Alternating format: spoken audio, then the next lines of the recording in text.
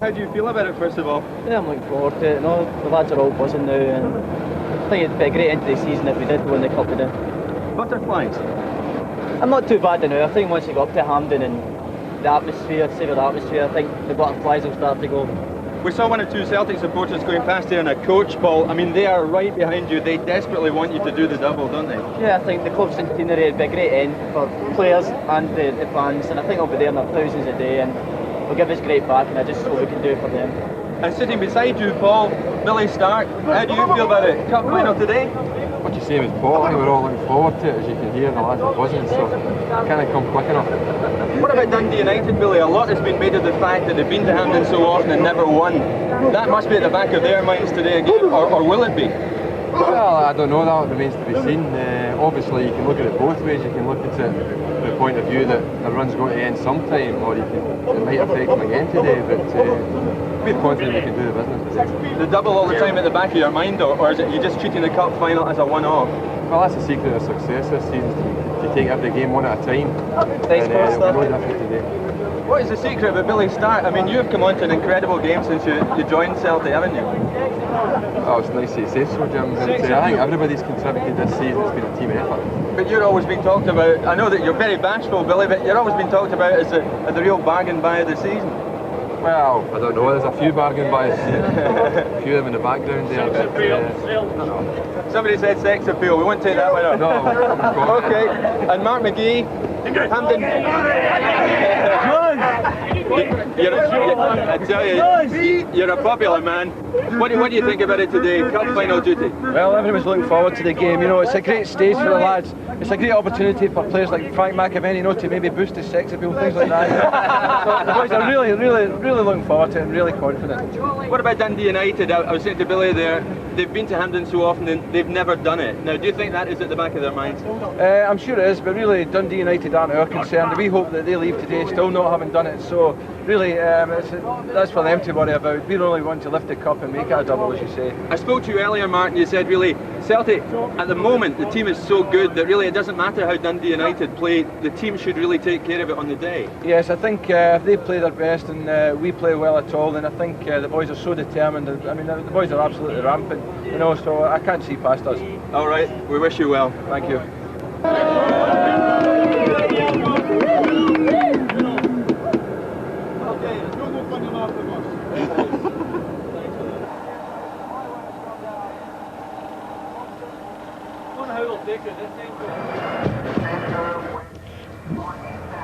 Well, from them, let's go back now to Hampden Park, and this time it's Dundee United. And on board the bus is Ian Archer. You're 11 to 4 outside. Making this journey, thinking you've got a good chance of winning the cup? Well, we wouldn't be here if we thought otherwise. This year against Celtic we proved that we can handle it probably better than most teams. So hopefully we'll just give a good account of ourselves and Celtic will struggle to play against us. You'll probably have to play in the same area of the park as Paul McNeil, Footballer of the Year. And obviously you think he's a very good player. Well, what do you have to do to cope with him? Any time I've played against Celtic this year, I've not really played directly against Paul. And we've played really well against Celtic any time we've played without really trying to stop Paul, so we'll just hope that we can maybe just play as well on the day as he can. It's a lovely day, will it be a good game? It's a good day for the fans, but I don't know if it's such a good day for the players. It's a wee bit hot, but that's good for the supporters anyway. Paul, Dundee United had a terrible start to this season, but a lot of people say you're absolutely right now. Is that a fair comment? Yeah, well, since the turn of the year really, and we have went from strength to strength, and we've got a lot of key players back since then, so that's been an important factor from us. And we have been playing really well in the last 6, 7, 8 weeks, and hopefully can continue today. You've made this journey a few times in the past, and it's been happier going than coming back from Hampden Park. Do you think this year there's a different mood in Dundee United camp? Well, this week especially has been very, very relaxed, and it's nice and pleasant, and it's been very, very easy. So obviously we're keeping all our strength for today, and as I say, hopefully we can do the business against Celtic today. Jim said it's going to be hot out there today.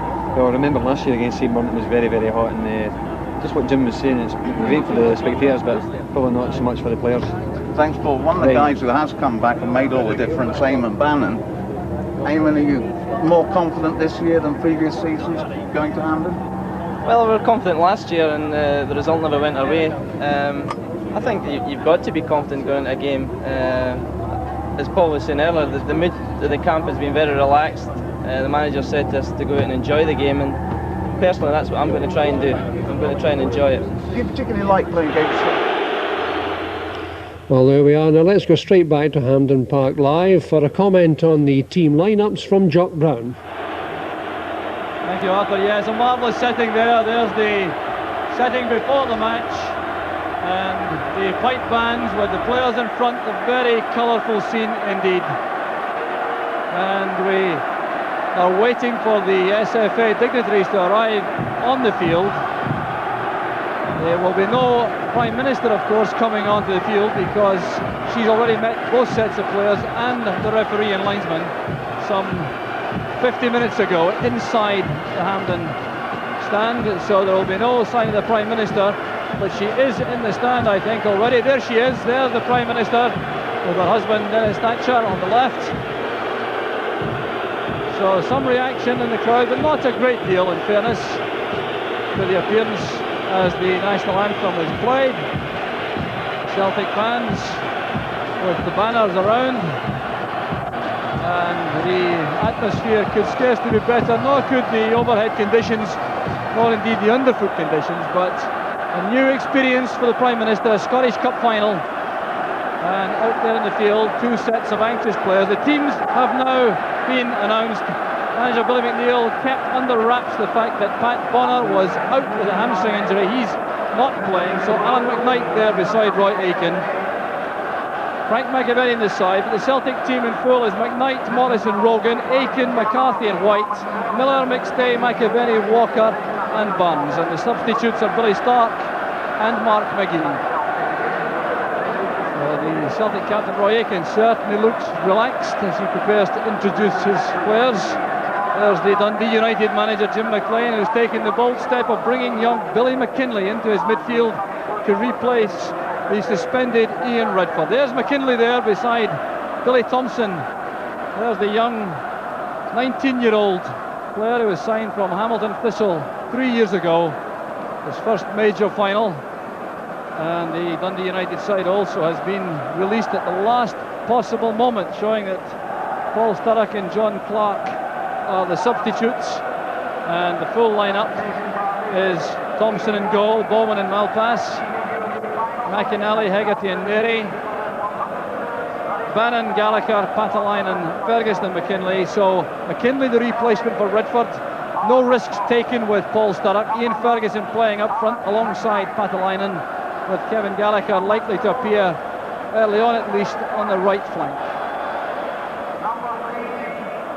So a very experienced United lineup apart from young McKinlay. And the Celtic side confirmed there with Alan McKnight. The shock announcement just before the match that he will replace the injured Pat Bonner. No risks taken either with Peter Grant, who's been left out of the side, and the experience of Tommy Burns is preferred on the left side of midfield. So there's the goalkeeper who's been thrown right in at the deep end, but he is an experienced young man. He is an international goalkeeper, so it shouldn't be too daunting an occasion. Well, the Celtic fans who were undoubtedly stunned to see McKnight come out to warm up in place of Bonner.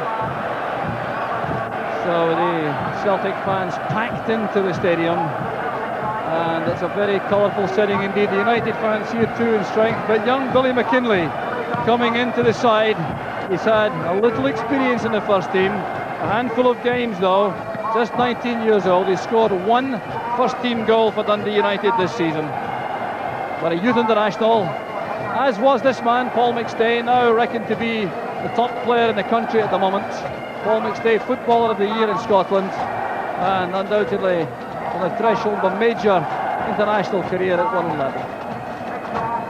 Billy McNeil in the dugout looking for the double in the Celtic centenary year. A tense build-up clearly as he agonised over Pat Bonner and Peter Grant. He kept that to himself very well indeed before this morning, and now he'll have to leave it all to the players.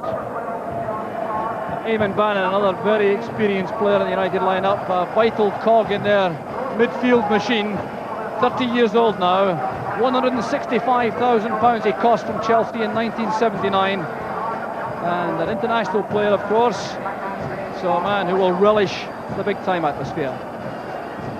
So too will the United keeper Billy Thompson, the holder of 7 international caps and a key man in the United defensive setup. Another experienced player, 30 years old, a bargain buy at £70,000 from St Mirren in 1984. And the captain of Celtic and Scotland, Roy Aitken. He's been through it many times before. He has 3 Cup winners' medals so far in the Scottish Cup and a host of international caps as well, so he also a very important player for Celtic. And the Dundee United captain, also the international fullback, Maurice Malpass, a very accomplished, dependable player with a perfect temperament for the big occasion, and already trying to inspire extra enthusiasm into his teammates for the start of the match, which is only a few minutes off. And the referee, the calm figure of George Smith from Edinburgh, who handled the 1980 Cup final superbly, the Celtic Rangers match, which had the very sad aftermath, but that didn't reflect anything which happened on the field. The 2 linesmen on the left is Jim Hart, and he's from Cumbernauld, and Frank McKenzie on the right from Wishaw. So the last tense minutes before the captains are pulled to the middle for the tossing of the coin.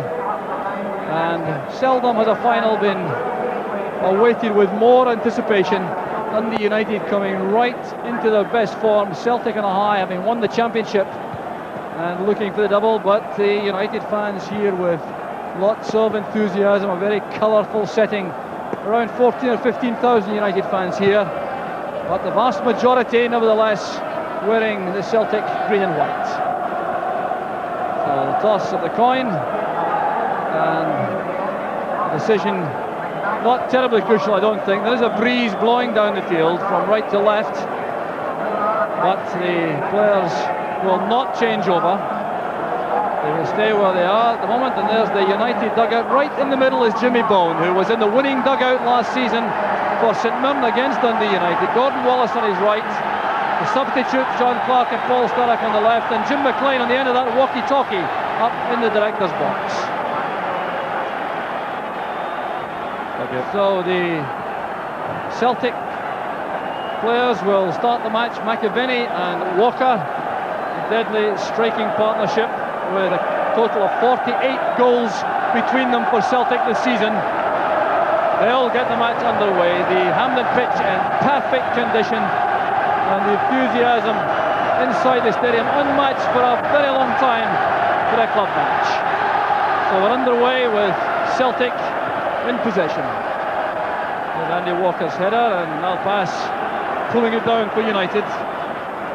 Kevin Gallagher starting the match, playing through the middle. Ian Ferguson operating on the right flank early on. That's the way United played in the Cup replay, which they won against Aberdeen in the semi-final. And there's the first touch for Alan McKnight in the Celtic goal. Alec, a big occasion for McKnight. Oh yes, to happen so late in the week. They tell me it happened yesterday. It's a big test for the lad, but he's with the right club and he's got the right support behind him to help him. So right to the other end now, Andy Walker going through on that ball, which was won by Billy Thompson. For both people. Miller. Oh, he's not being given time to bring that down. There was no free kick. Eamon Bannon. Looks there, but that is a free kick.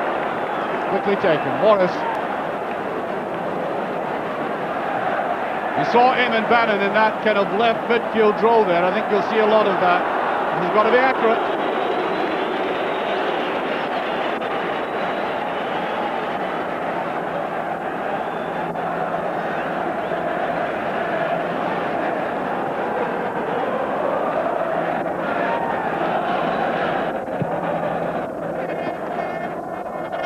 Billy Thompson trying to tuck that into the wind. Another foul there, I think.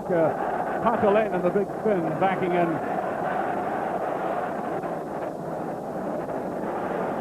Nick McCarthy. He'll be in Germany for the European Championships, of course.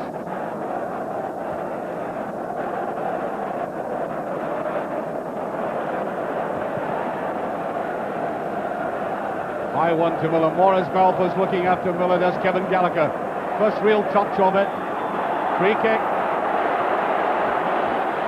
George Smith right up with the play, and as I said, it's important for him to stamp his authority on this match immediately.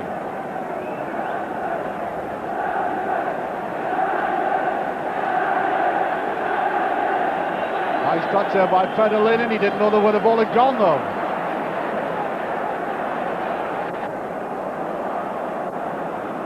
Well, Ali, the underfoot conditions obviously are very good, but I think that wind is in fact very tricky indeed. Yes, it's really at the moment the corner flags are not blowing very strong. I think it's now swirling round and round. But both teams are just gradually settling down now. Within the next 5 minutes, they should both be ready to go.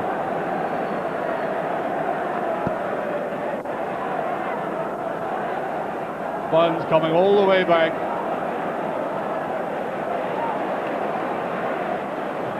Well, if we're going to get little touches of football, we've got to be smarter than that. There's Mick McCarthy. First corner of the match, and a very good counter-attack by Dundee United coming from Jim McNeil. Look at the way he thrust himself forward here. That wasn't a bad ball at all. There were two men who could have gone for it. Corner kick.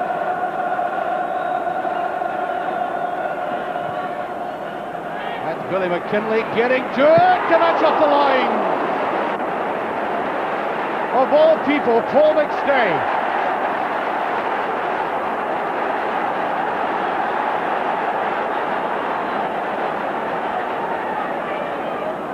That was Paul McStay on the line. He doesn't do that all that often.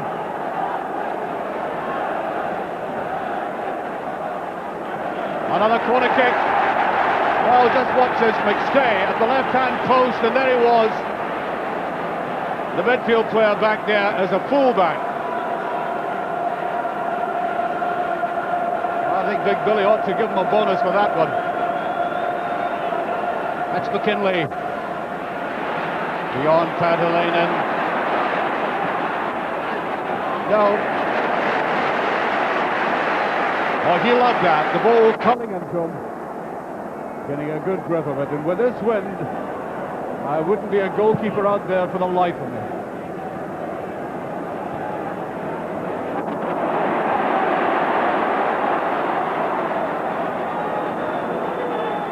This is Rogan. He's got away with that. Anton Rogan.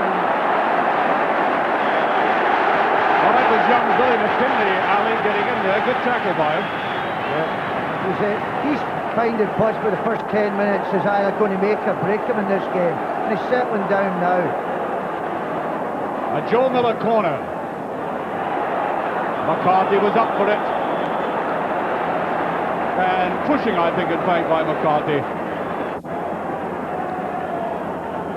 There's McCarthy going all the way back. So Celtic are in fact playing the three at the back, Ali. Yes, they're not taking any chances against this Dundee United. I would just say that that near miss that Dundee United had, I felt the goalie should have come for the ball. Alphas.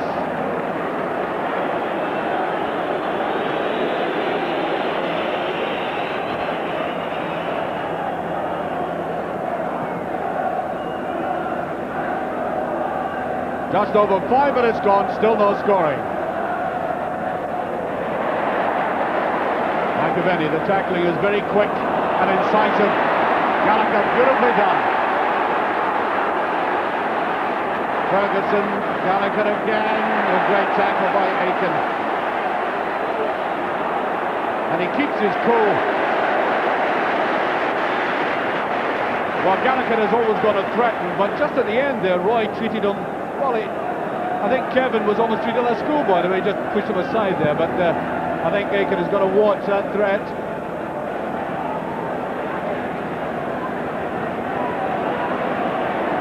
Ferguson. Malpas.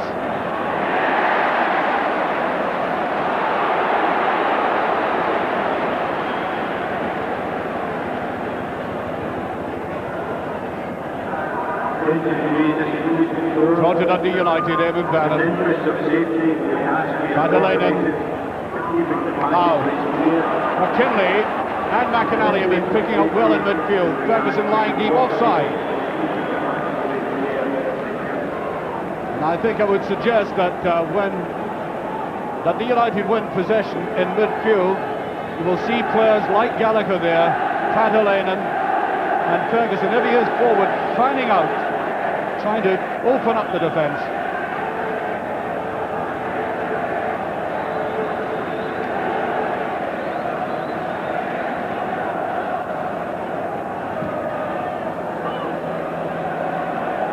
I think both Celtic players challenging for that, but off Dundee United head. Burns to Rogan. But that wasn't a clever tackle at all by Ferguson, and it's gone right over. Anton Rogan there has played very well for Celtic this season. He comes forward intelligently. He's very, very good in the air for set positions, because Celtic try and get balls thrown towards the far post to him.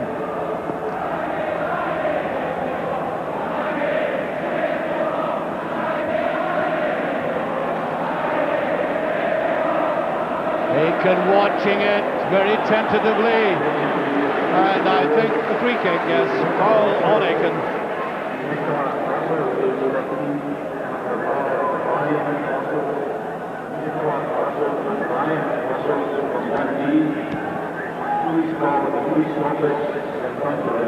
That's all the way through to Thompson. Billy Thompson. Oh dear, you talk about a Hampden hoodoo. Billy has actually never been in a winning side at Hampden Park. Dundee United or St Mirren. 6 times he's been here and lost every time. Magnificent ball by McNeil. Just a bit too much.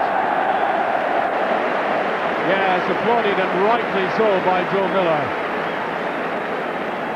That in fact was Paul McStay's first real positive contribution in the game. Ali. Yes, I think that Dundee United have actually settled down better than Celtic. It's understandable, because Celtic with this strong wind are finding the passing just slightly. There's McKinley. Malthus.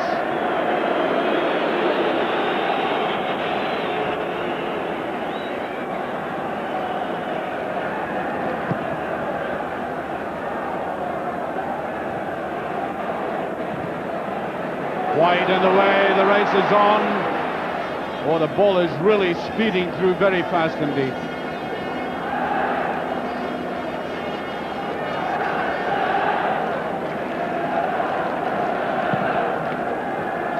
Try to launch that again down to the right towards Gallagher. Burns.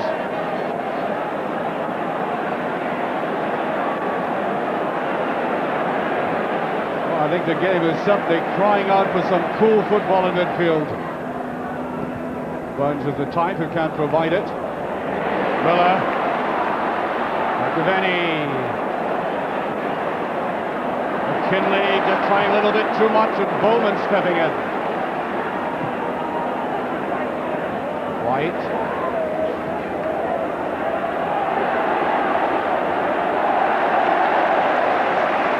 I think that might be a throw.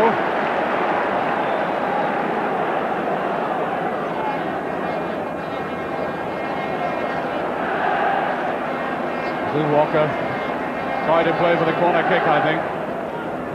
Bowman. McCarthy. There's McKinley. Tell you what, that youngster's playing very coolly out there. Madeleine. To McKinley. McNeil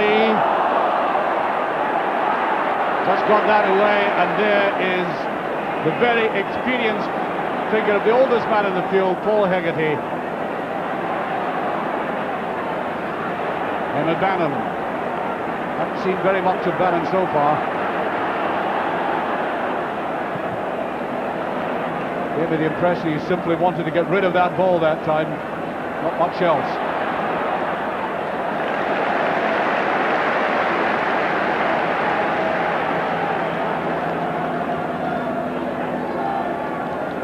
Joe Miller. We're talking about Joe just at the start of the game as to whether they might have preferred Billy Stark with all his experience. Joe is such a fine player. Oh, just taken away. Stay came up. Here's Miller. Overlapped by Morris, corner kick. Celtic's first of the game. 12 minutes gone. Still no scoring.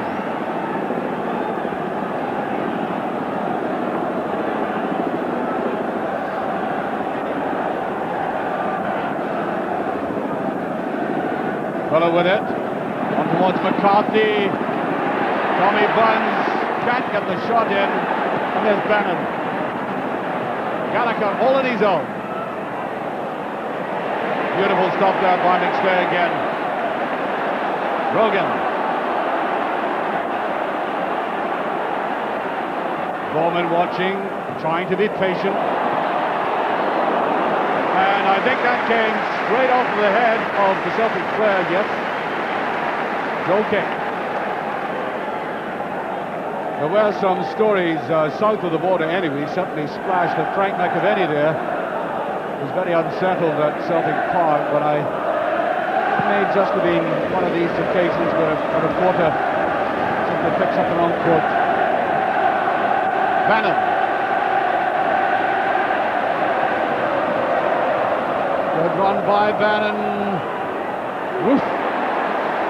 McKinley was going for that. Walker.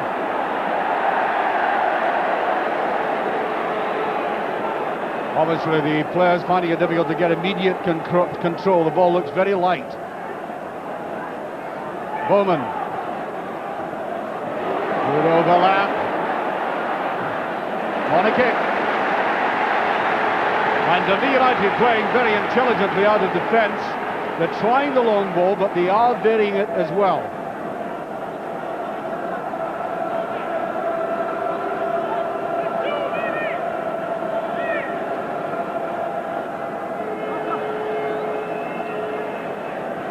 Almost 15 minutes gone.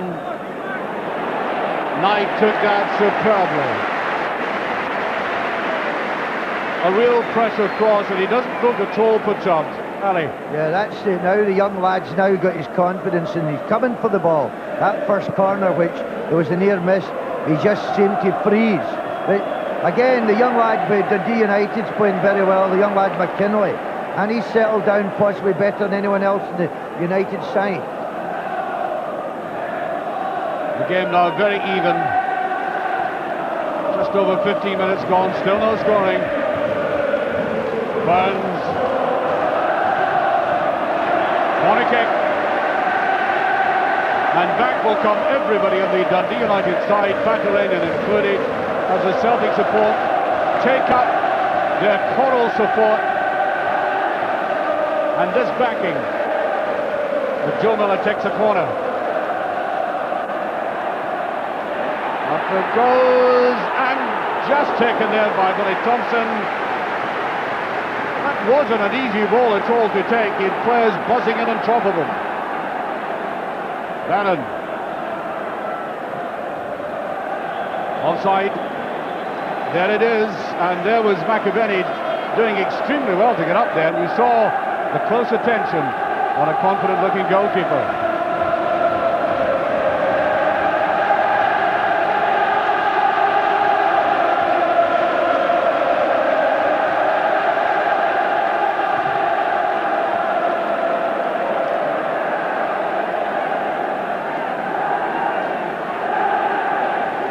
Goalkeepers, on the other hand, haven't really been tested all that much. It's over.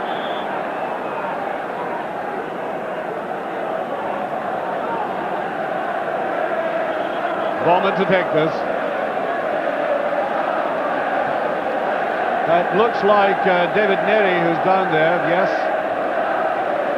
An ankle knock. No, he's all right. The physio did come to the line, but he's waving him away.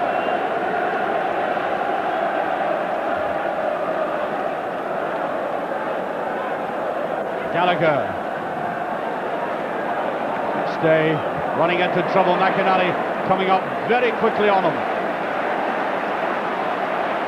Morris. Well taken by Malpas, who decides to come forward, the United captain. Padulainen. United, though, lost the initiative of that bust. This McKinley playing extremely well. Superb ball. Gallagher. That's another corner. Tell you what, the boy McKinley's very impressive, Ali. Yes, he's really settled down very well, and the right side of the field is doing extremely well.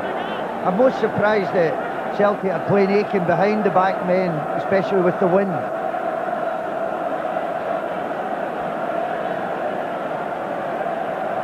Derek White at the near post.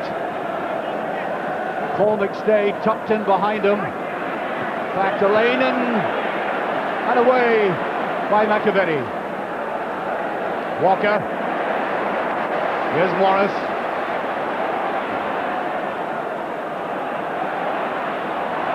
Neatly taken. You say McNally picking up a great deal, and there's nobody far right. Wasted ball by Bannon. Gallagher. Ferguson. That's Hegarty. Wrong side of Padulainen.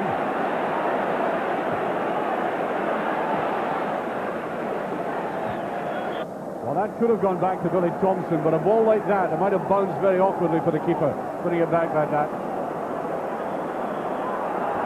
Called out by Miller. Rather protesting the fact. Joe Miller, one of the significant Billy McNeil buys in his transformation of the Celtic team.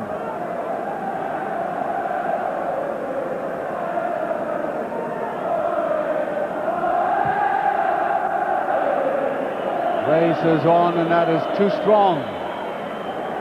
Well, again, Roy Aitken wasn't taking any chances at all. I thought that ball may have gone right over the goal line.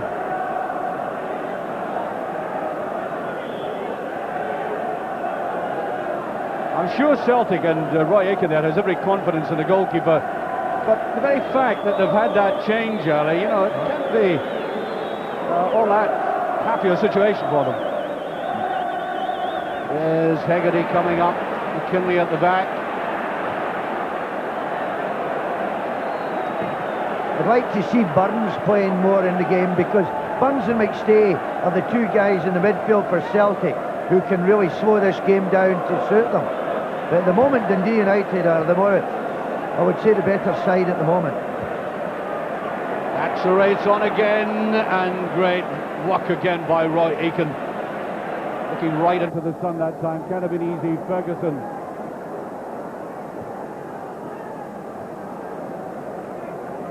Yes, well, they really are stretching the Celtic defence when they put the ball out to the flanks. Derek White was really extended to get to that.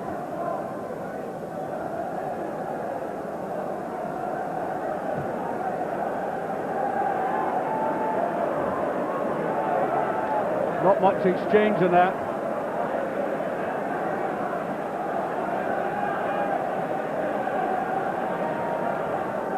Alan McNive, one of the players whose international career has been helped by coming to Parkhead.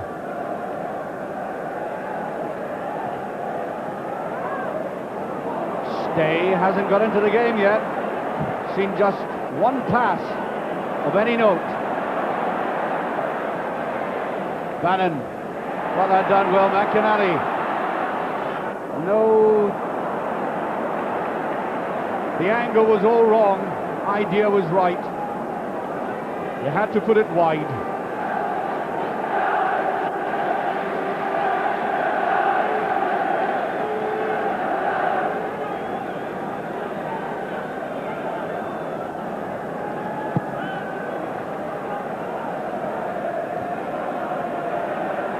Morris.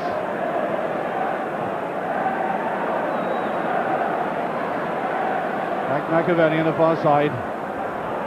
Paul McStay. There's more like McStay. McAvenny, and that must be just pushed away. Oh, what a miss. The best chance of the game so far. The pressure's still on. No, it all ended, and that was really a dreadful miss.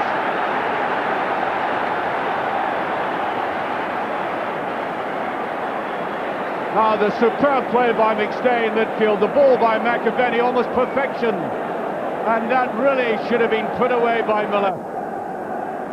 He seemed to get up too high, Ali, and down on top of it. It looked as if the hardest thing to do was miss it. I mean, it's a magnificent play by McStay, but how he missed it. I mean, he got over the ball and headed it down, but he nearly got it in the second bounce. Well, there's another shot of it. That lovely side-footed pass there, outside of foot pass. Billy Thompson beaten, and Miller coming in there, put it down almost at his feet. His own feet at that. On there, Paul McStay, almost a classic profile of him, and a classic profile of how to come from midfield and break a defence out of nothing.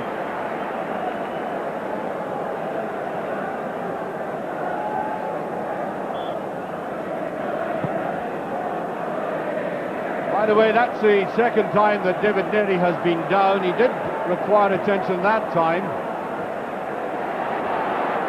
And he is limping. There he is. He's trying to flex the joints again.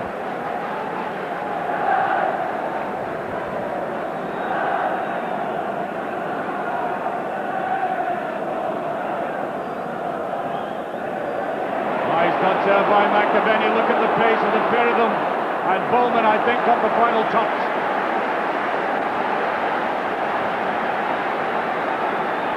It was a bit like the powder hole sprint. Joe Miller, I think he got the edge on that race. Tommy Burns, that's a useful ball again. Oh, up and under. A Murrayfield effort. Derek White. Somebody actually voted him in the papers this week the sexiest Celtic player. He didn't have votes like that in your day, Ali. No, I wouldn't have got voted that anyway. Oh, you're very modest.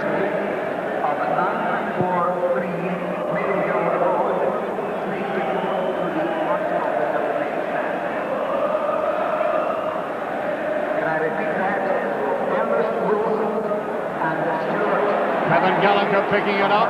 Aiken goes with them. That'll be another corner. And Aiken is obviously very carefully watching Kevin Gallagher. That's a real threat, they realise. He's the danger man. But Celtic have lifted the game slightly since McStay's pass. And really, they're now starting to motor. Almost as if suddenly they've realised it's the cup final. That's McKinley. There by Mick McCarthy. Oh.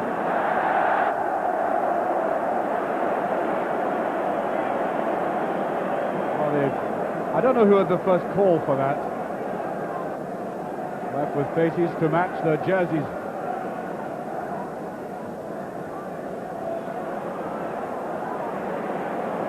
McStay again.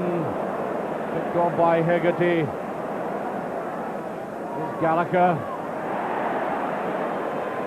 I think that ball, well, some of the players thought it had gone over. And I think what Gallagher is trying to get over is that Patalainen wasn't inside for the ball across. It's interesting at the moment. Dundee United have switched Neri into the midfield since his injury. He gets over his injury. They brought Malpass into centre half. And David Neri walking this off. We did notice he went down twice. Wasn't looking at all comfortable. And that could be a useful ball. Bounce, not so kind. Rogan. Bowman fights back. This is a crucial period for Celtic, Ali, because, as you say, they are cramping and they just begin to look impressive. Oh yes, they've started to motor a bit. The left side of the field still not operating as well as the right. Oh, too much.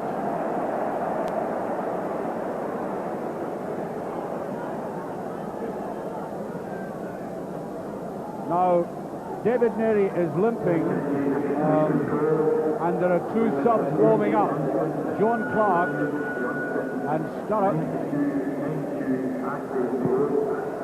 A tragedy for United if they're to lose him at this stage. There's Emmett Bannon. By Aiken, there is Neri. Seems to take that all right. McStay. This time Andy Walker gets on it. There's Bowman though. Burns. In comes Ferguson. Oh, you can't get any cooler than that. Shows you good understanding of defence when you can get away with a move like that. That's Morris. Tommy Burns. United have pulled everybody back behind the ball, bar Partilainen.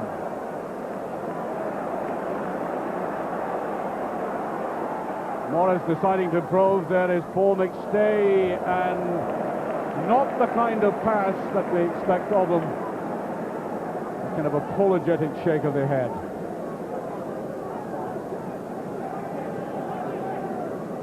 Well, I see Dave Davies back at his position now, Ali. Yes, it looks as if he's a knock in his shin and he's run it off. It would have been a shame if he'd had to come off.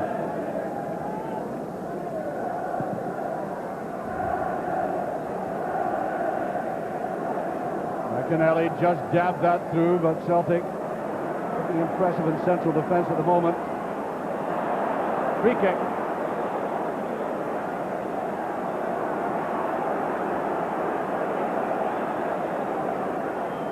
Just a slight hint of a niggle there between Bannon and McAvenny.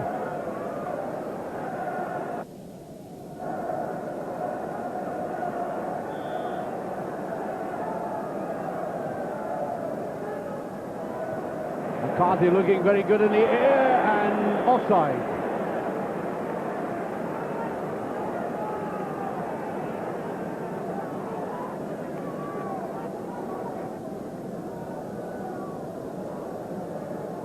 Exactly 15 minutes to half time. That's the scoreline. The best chance of the game, I think, having fallen to Joe Miller of Celtic. Bannon, Gallagher's, Roy Aiken, thumping but fair tackle. There's Bannon. Gallagher. Back comes McStay, and Roy Aiken, in fact, Ali, is playing very well for Celtic. Yes, it's his coolness at the moment. It's pulling them through. But Dundee United must be happy with the way things have gone so far.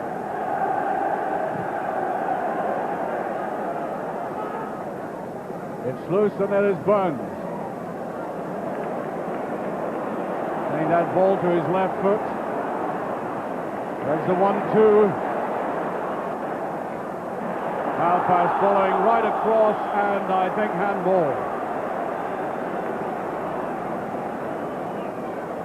Tommy Burns having forced to the right-hand side there. He's not naturally right-footed. He's going to make it awkward turning round, and of course he had Malpa's breathing down his neck.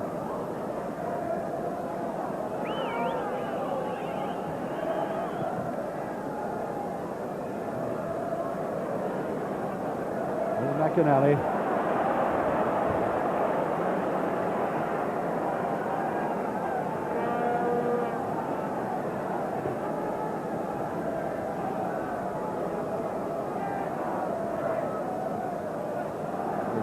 David Bannon and several thoughts about that. Oh no. Partilainen not so good when he has to come back deep and try to create. He's better in the air or quick touches in the penalty area. Offside, Andy Walker.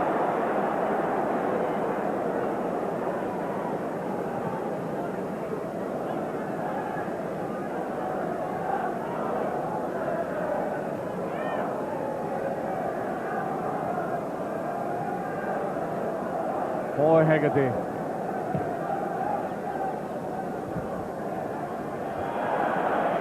Free kick.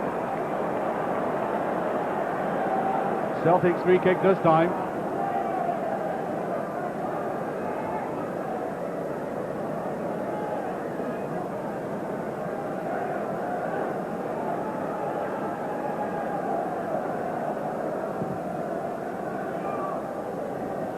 Hegarty again. I said the oldest man in the park at 33. White getting in now, Aiken. Delightful play by Celtic that time. They did get the opening and Morris who likes to come forward. There's Buns on the wrong side of him again. Morris trying to fight it in. Referee Stillways play on. Rogan. Oh, that's not a bad shot. I saw him doing that against Hearts not so long ago at Tynecastle. He hits the ball very sweetly with his left foot. Well, it looks as if at the moment that's the only way the goals are going to come, is from a knockout and a shot from a defender, because both defences are very tight. Yes, he struck that well, just swirled away.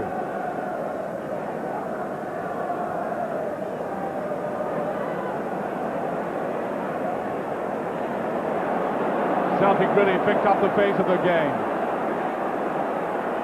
Oh, delightful stuff by Miller. Oh, the finish simply did not match the approach. He does it well, though. He's got this lovely, natural, kind of Tanner ball ability to body swerve and wriggle his way into a penalty area. There's Patalainen. He did well. Wants to lay to the side. Gallagher fails for a penalty, but the referee rightly wedding play on. No complaint from the Dundee United players.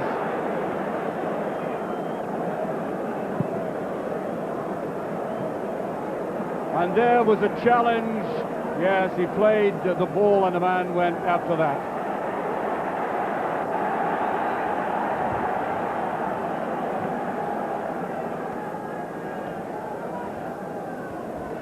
Gallagher almost getting away. Well, you always get the impression of Kevin Gallagher that he's going to get really past the defender. This afternoon I'm talking about, Celtic have just been clipping his wings. Here's Bowman.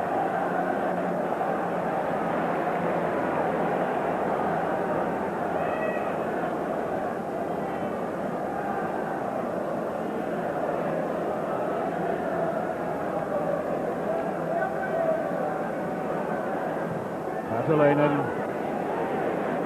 Here's Aiken. That's not a bad ball. But it is a bad ball, I beg your pardon. Oh, it's very clustered and tight down there. Suddenly had got men back. Now Miller. Oh, nearly fully recovered now. Dundee United's longest serving player back, I think, to full mobility.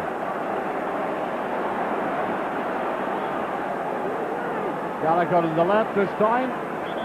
Free kick, yes.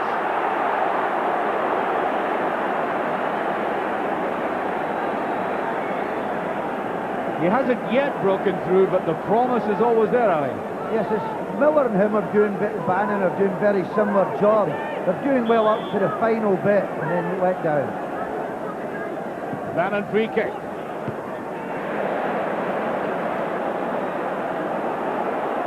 David Neri, the up and under.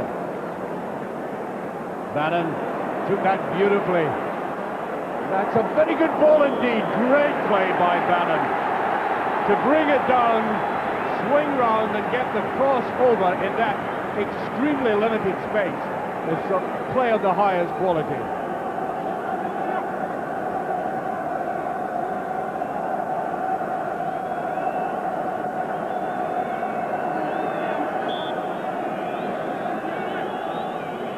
Billy McKinlay shorter with that.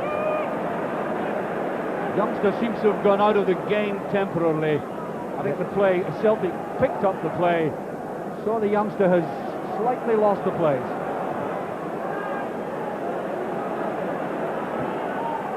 Here's Ferguson. Leary. Patalainen going for this. Aiken with them.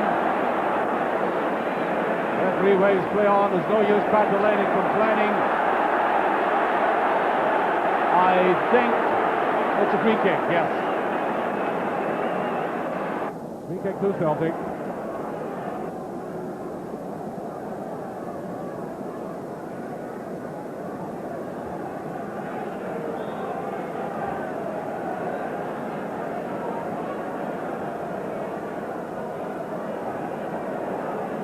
Chris Morris.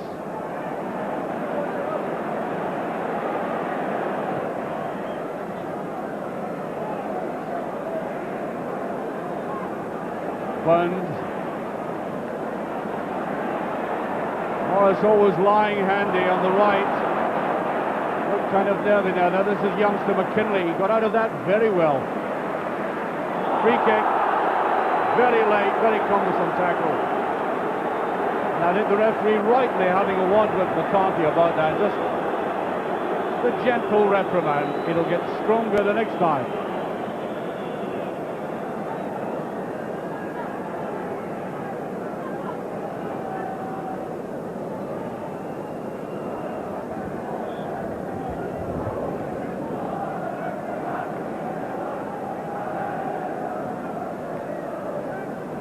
Again to Patalainen, and he got the touch this time. Ferguson.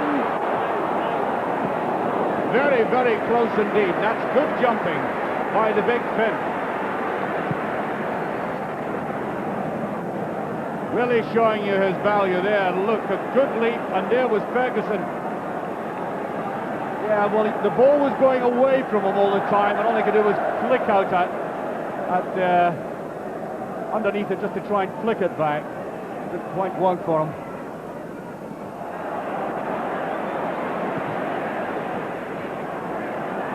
There's McKinley again. Very cool play, Patalainen. McNeil broken up easily, now Burns. Miller. Rogan.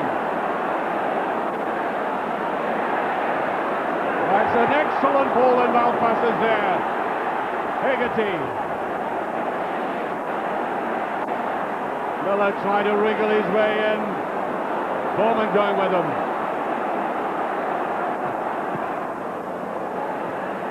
Malpass. Twice in 15 seconds using his head to great effect in the box. Nice touch of Patalainen to Gallagher. There's Gallagher. Nice little double shuffle. And that's a corner kick. Roy Aiken complaining that he didn't touch that. The Celtic player McCarthy didn't touch it. No complaint from McCarthy. That was a good piece of football on either side, Ali. Both teams are very evenly matched at the moment. Very evenly matched.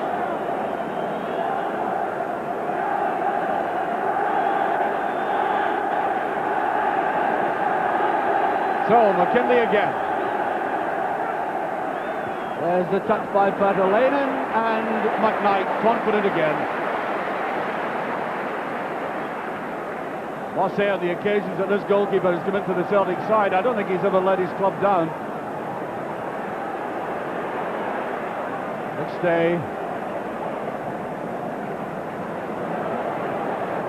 Here's Morris. Did that easily. Hegarty left for dead.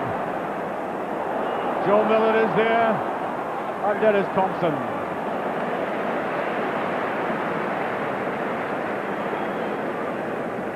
You know, it does occur to me that playing with the wind is an advantage, but not 100% an advantage. I'm finding it difficult to measure the passes.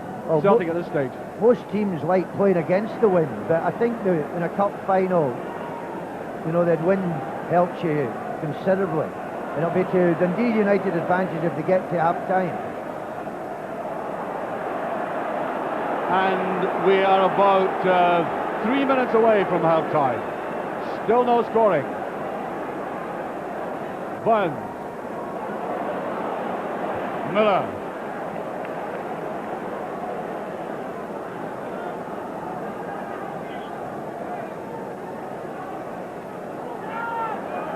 Burns. Well, that's a better ball, and look at all that space that Morris had. Yes, Thompson very cautious about the way he got behind that.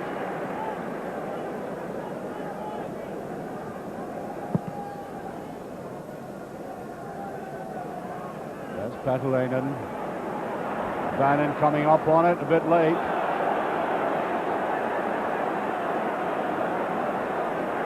I think, in fact, George Smith is giving the free kick for that. Eamon Bannon's a very good interceptor, very good in a defensive situation like that, but he's not a good tackler. He intercepts though, but he's kind of clumsy tackler.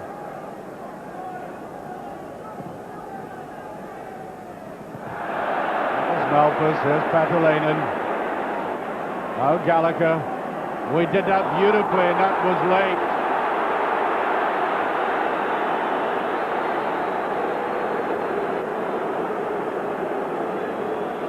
I think the referee is perhaps wanting one of these days when he doesn't officially caution anybody.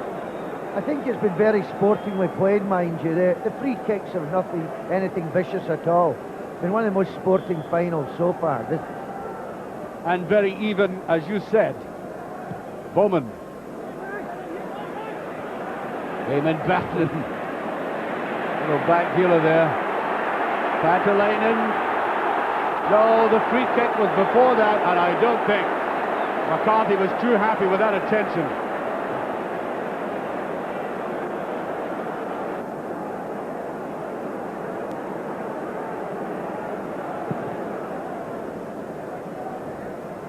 There's Bannon again. Gallagher. It'll be a bit too strong. Well, the wind, I don't know what it's like down there. We've been looking at the corner flags, and Ali is right. It's not very windy, according to that sign at the corner flags. It's windy up here, up papers are blowing away, and there we are. That's a better indicator of it. Billy Thompson. Rogan missing out there. And Ferguson a little bit hasty with that pass forward.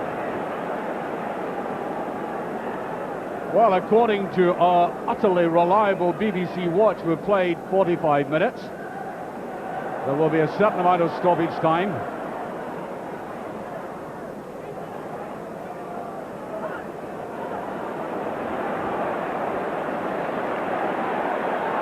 Aiken, and that was Rogan creeping into space. Hidden. Miller. Useful ball again, Malpas.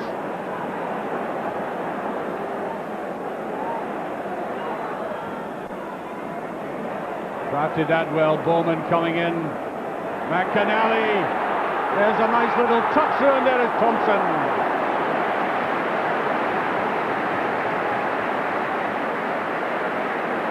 Took a bit of courage to go down to the feet like that, because Miller very fairly had decided he could go after the ball. Nice little 1-2, and watch this.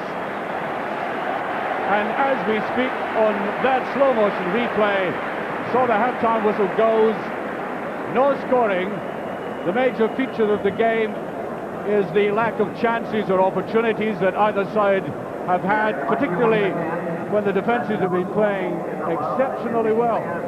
I don't think too many nails, as exemplified by young Billy McKinley. Celtic, I think, had the best chance, Ali, but your overall feeling? Overall feeling that a draw at the moment is the right result. But I think Celtic will be disappointed, because I think now Dundee United have the conditions in their favour. And Jim McLean should at least have a nice big smile on his face at this present time. What are you talking about? Jim McLean with a smile on his face. We get the photographers down there. Well, there it is at Hampden Park at the moment. That's a sign and short of the press box. We are suspended on a platform, I may say, just underneath the press box. And we can go back now to Dougie and his guests. Conditions are absolutely superb. There's hardly a cloud in the sky, and there the great roar of approval as Celtic come out.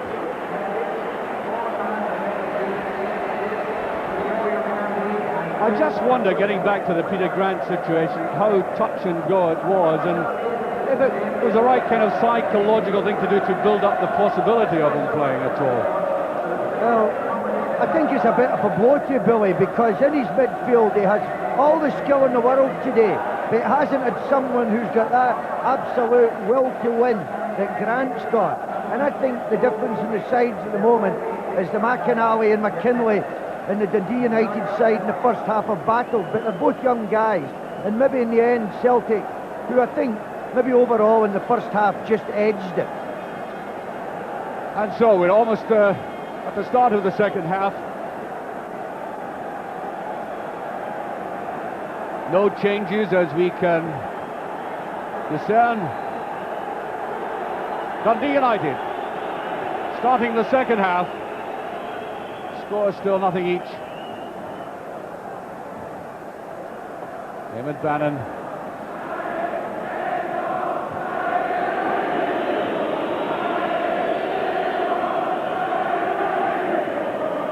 Maurice Malpas has only missed one game this season, and that was the suspension after the replay with Aberdeen.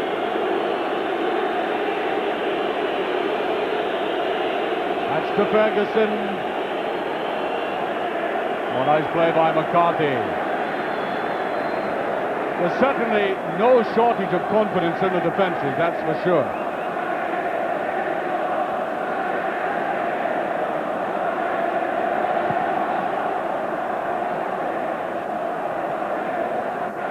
Kevin Gallagher has been running well at this Celtic defence.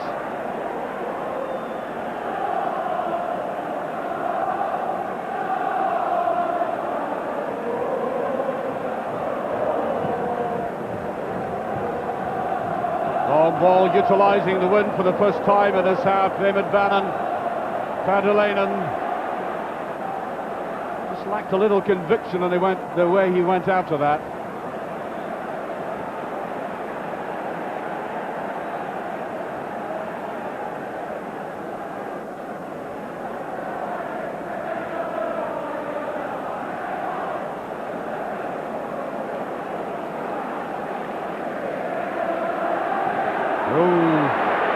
Well, I shouldn't have got into that position. Kevin Gallagher. Free kick. And Gallagher really badly down there. I think it was a sheer mistiming of the tackle. A high one. And Aiken will certainly be booked for that, deservedly so. That's it. That's why he's getting his name in the book now. Well, I think like all players, he indicates to the referee that it was his first tackle, first real offence. In fact, he's played superbly well. He really ought not to argue with referees. He's going to book him anyway.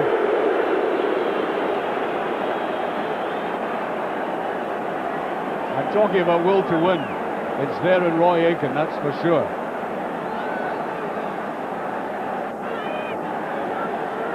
So, free kick to United. And with a strong wind at their back, could be interesting. Bannon can hit them, so can Padelainen. Bannon taking it. Well, he found the gap all right.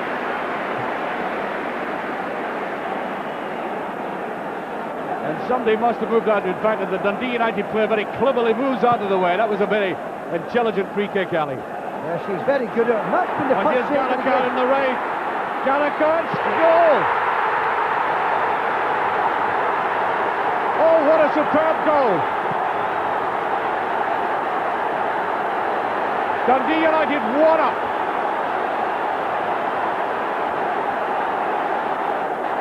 Oh, that was a piece of great acceleration by the youngster. Through he went. Aiken could not catch him, and that was stroked away with the greatest of confidence. We've played 4 minutes. United are in the lead, to the delight of that throng of United supporters under the enclosure.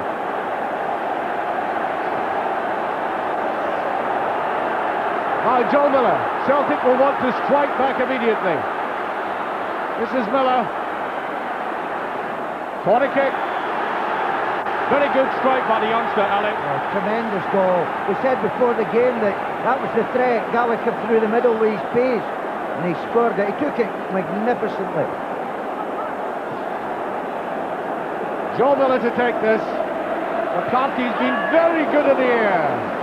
Excellent in the air all afternoon. And what do you know, we were making forecasts about the double, which is still on, I may say, for both Liverpool and Celtic. And now both of them are trailing, from our last information anyway, at Wembley.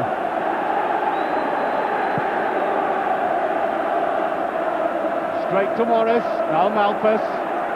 Here's Eamon Bannon. Pantalainen took that very well. Fine tackle by Morris. Pantalainen. Here's Eamon Bannon.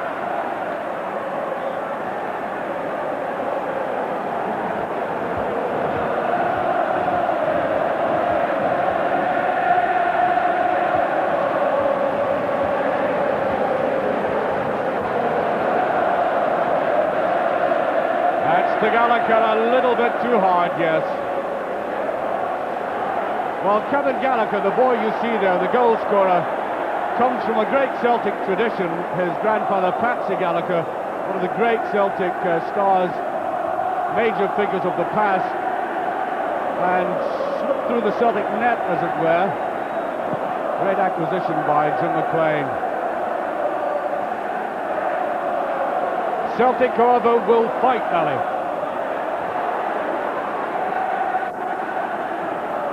This is the testing time now for Celtic. The next 10 minutes. They'll need to get back in the game. Morris. There's White. Oh, beautifully done. Now McStay. McNally close to McStay. Miller. Yeah, neat little toe interception there by Morris Malpas.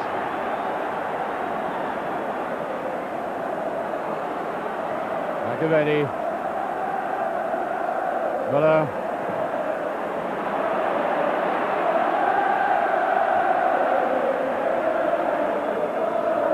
Morris went for a 1-2. So that's not a bad ball. I think it's gone over.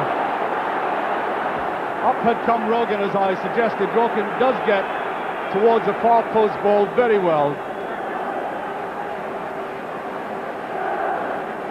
Goal kick. We've played 7 minutes.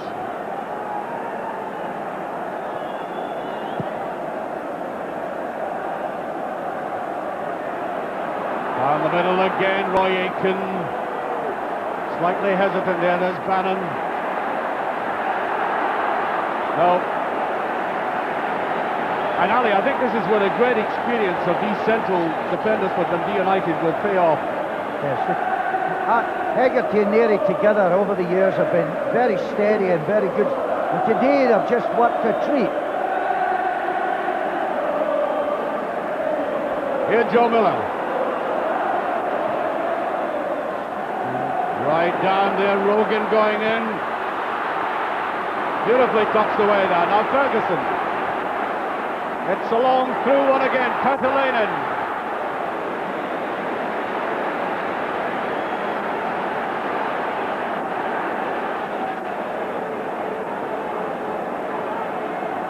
Morris. Yes, I think a push on Hegarty.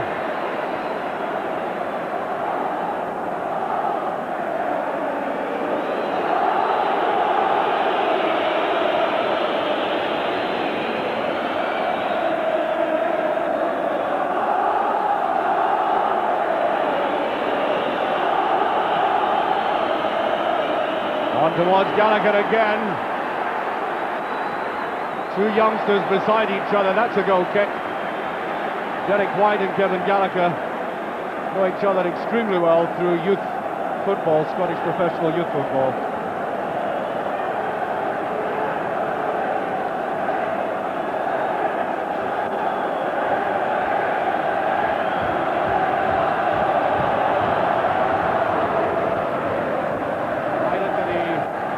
Son, the United defenders finding it difficult to defend. A brilliant run by Bannon.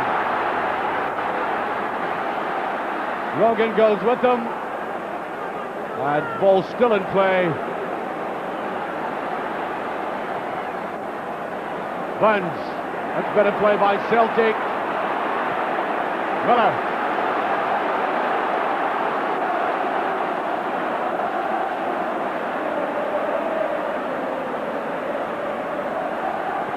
Good run by Miller, and little basketball touch there by Andy Walker. The linesman, in fact, had said he'd played the ball over before he crossed it.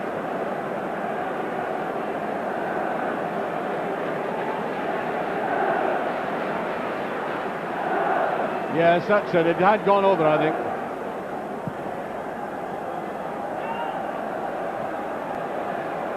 Malpas.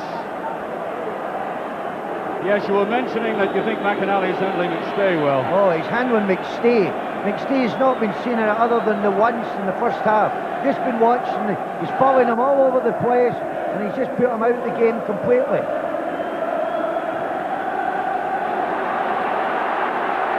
McAvenny, brilliant play by David Derry. Really was. Really under pressure. Morris. Total miscue, and Patalainen. That was offside. Patalainen very slack. But Joe Miller given offside, but played something like 12 minutes of the second half. And there is an indication of Joe Miller saying they're wasting time. And there's a long, long way to go yet.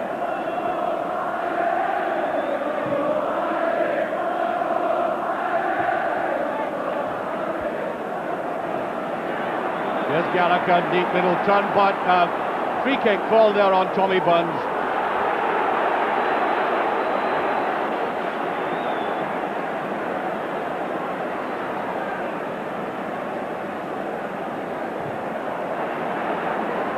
Morris really playing his heart out. Burns. McKinley. But that's a brilliant ball. There's no offside. Gallagher. Celtic defence totally caught out there. It was not offside. Superb piece of play by the 19-year-old from midfield, Billy McKinley.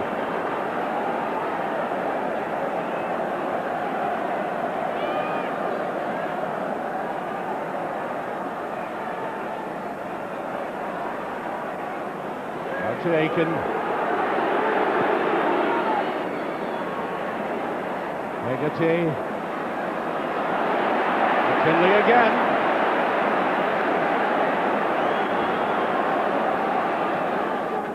There goes Joe Miller. He's always looked very promising in the game, and that was a free kick, yes.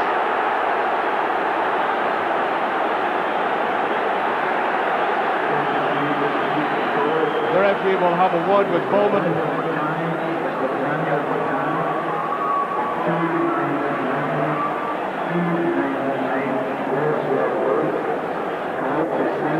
I don't think the card is coming out.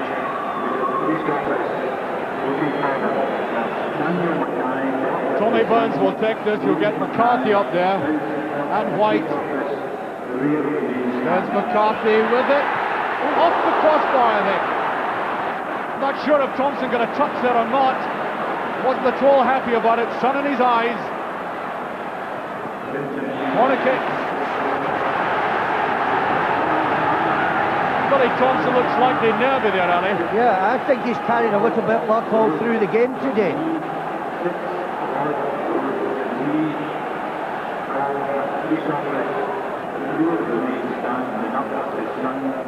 David Bannon in the heart of the defence. McStay. Just for a moment I thought he was going to let fly himself. Now Joe Miller. There's McStay. Right off it. Now there are two players having quiet days, we noticed. One you've already mentioned, Paul McStay. I think Andy Walker, who's hardly been seen, and yet give the pair of them leeway for 30 seconds and they can change the game, Ali. Yes, I give credit to the men that's marking them. McNeil's doing a great job. That was a crossbar right enough from that replay there.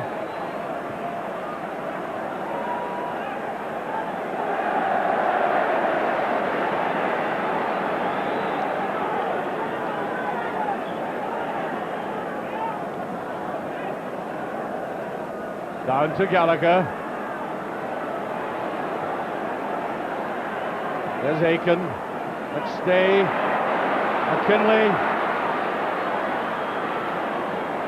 Yeah, the youngster did that very well. Bowman. Ooh, there's Petterlainen.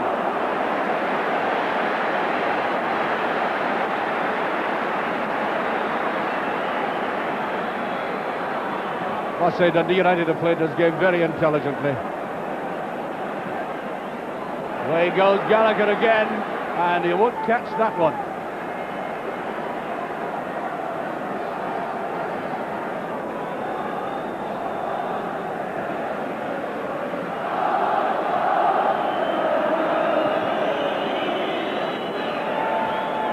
Hegarty just got there.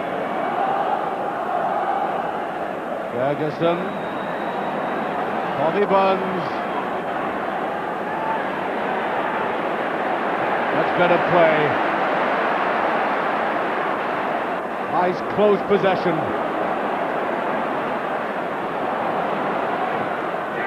Rogan all the way round it, there's Thompson.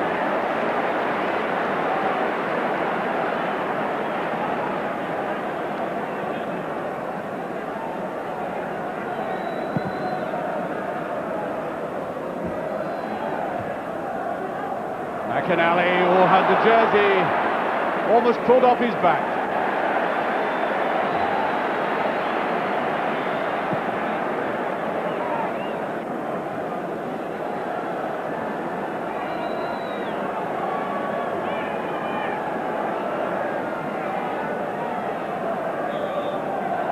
Free kick.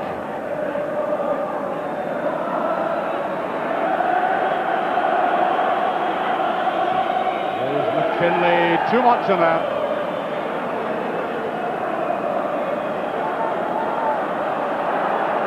And that's gone out.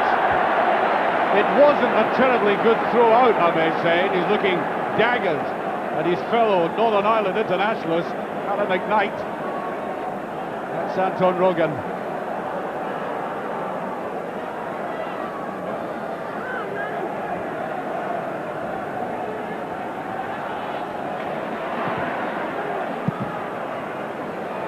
Again by McCarthy, as put up by McAvenny. Celtic players claiming that the head went down too low.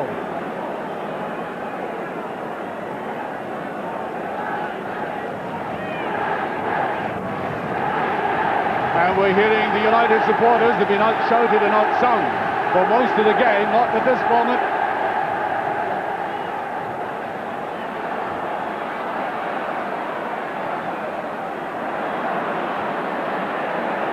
McKinley again beautifully playing in this game, he really is. He's almost got the touches of a veteran, Ellie. Oh, the young lad's been really, really outstanding. He's not put a foot wrong. He had 5 minutes early in the game in which he found the experience maybe too much. I can't stress enough, McNeil and him at the moment are keeping Dundee United in with this chance.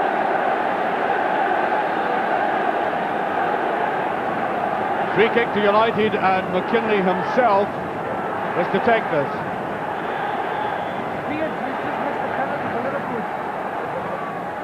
There it goes, and Bannon! Oh! Really? A similar kind of opportunity that Joe Miller had. I think even a better one than Joe Miller had.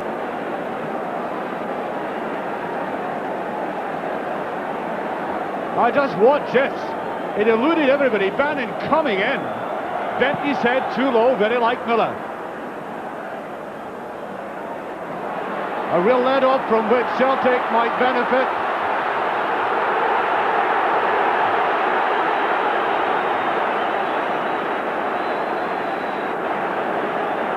And Paul McStay obviously trying to calm Tommy Buns. He said something.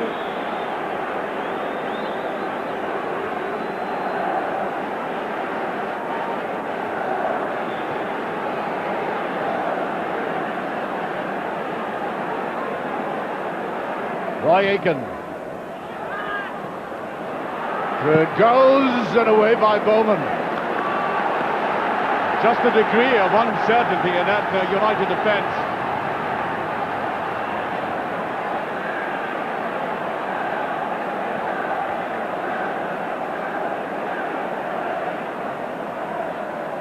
Useful ball again.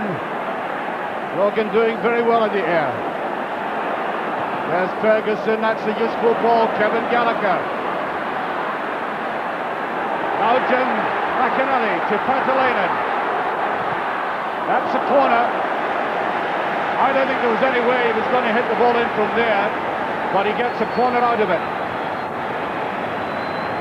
Such a typical Dundee United counter-attack. Yes, they've done extremely well, but they may live to regret that miss of Bannon's, because that was very similar to one in the first half. And Celtic are the club that's known for fighting back.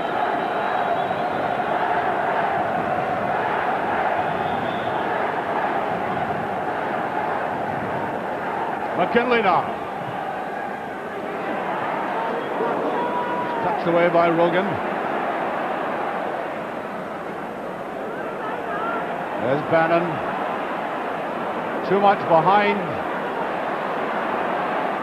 Here's Bowman, and I think a hand, yes. Celtic pushing the game on now. 21 minutes played in the second half.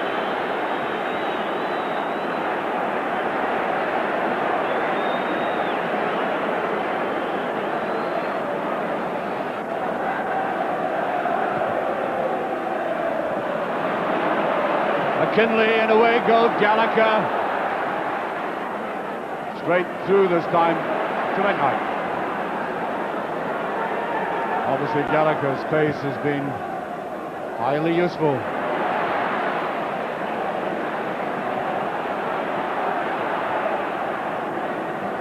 There's Bannon.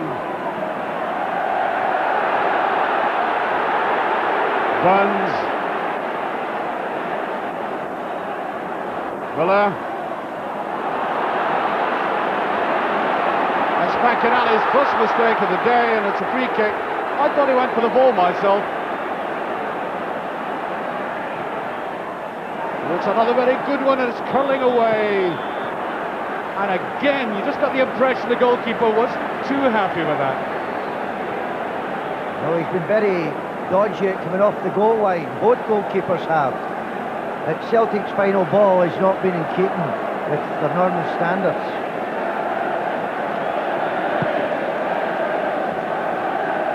Bannon with the nicest little deft touch with the head. Patalainen. Up comes Bannon. Taken across. Oh, very good tackling. Played particularly well. Morris. Well read by Hegarty. And I think we're going to have a Celtic substitution. The man, in fact, who turned the game in the semi-final against Hearts, Mark McGee.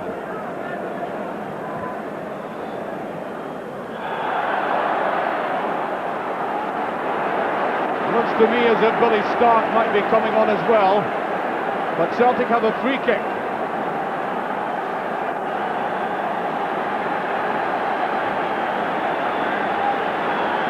Good position for them.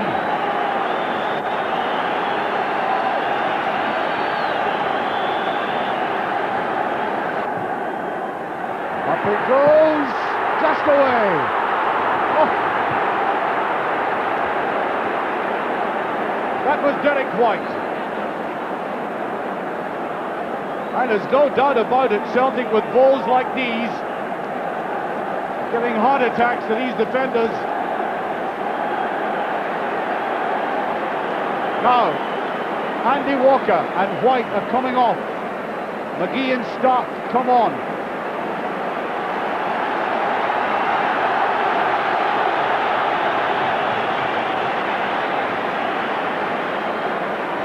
A barked instruction, and it means stick in there.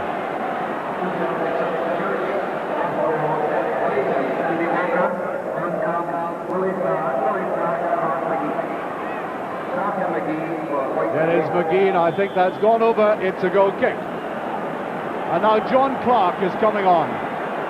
Interesting to see who is going to come off. It's Patalainen.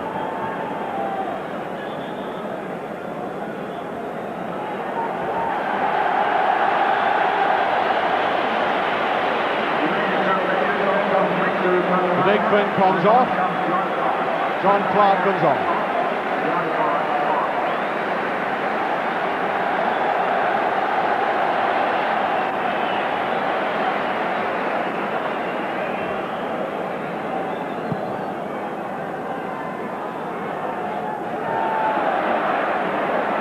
Tremendous bounce off this pitch.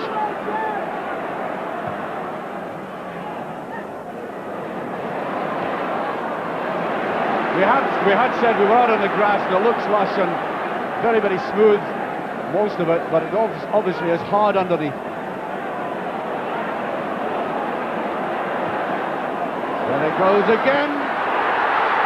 Appeals for hands, loud appeal.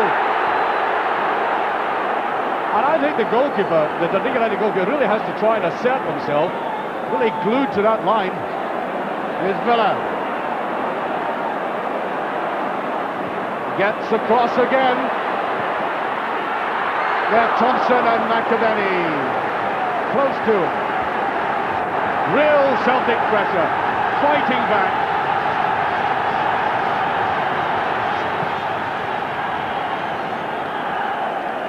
And that was a ball across the goal. It's been troubling this defence.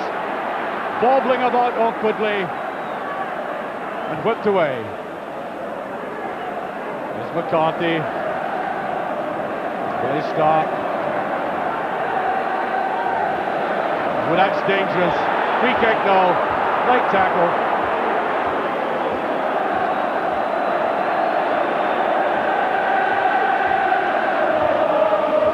No, too much.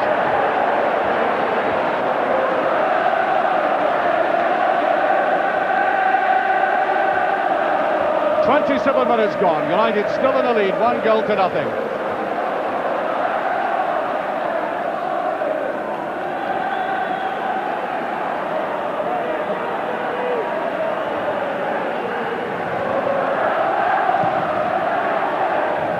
Trying to get that ball to Miller. He has looked very threatening in the second half. Really piling on the pressure, Celtic. Billy Stark. There's Miller. Chris Morris. Hegarty. Clark.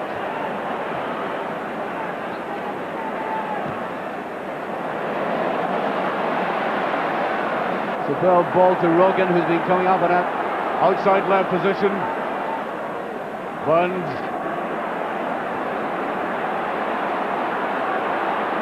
Looking for the 1-2, and again.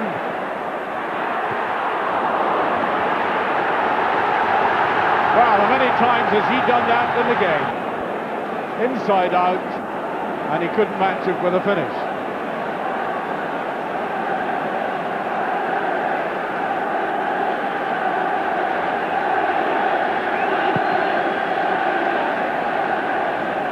John Clark, who is very useful in the air, but Celtic are winning balls in midfield. Miller just getting there. Tommy Burns. Well, that's a very good ball indeed. Well, I think Morris had to go for that. I think Celtic have to strike at everything and to see a glimmer of an opening.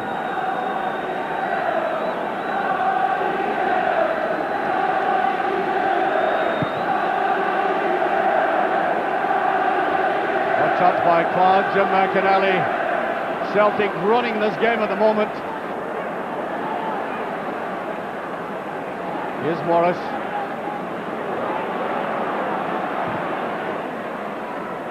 Billy Stark, neat little touch. Play to the far side, here's Rogan. That's a better one, a equaliser. McAvenny.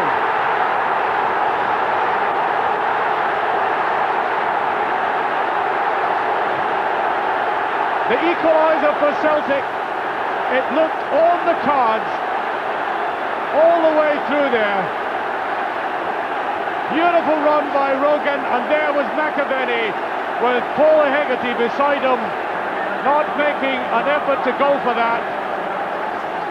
A little jink to the line, and over it came, and bang, a good opportunist goal there by McAvenny. Ali. Yeah, the last 10 minutes has been all Celtic, and since the substitutions, it's been on the cards. They've put 2 or 3 balls in that's been near things, but it was a beautiful goal. McAvenny, I think Celtic deserved the equaliser.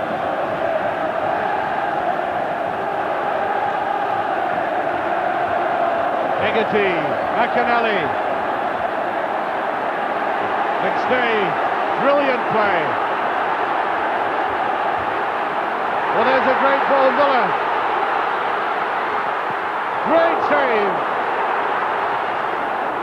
Oh, David Nery, brilliant play by Nery. Kept his nerve and his head. Well, that's right beyond now. Here, John Clark. Up comes Eamon Bannon. What a dreadful miss.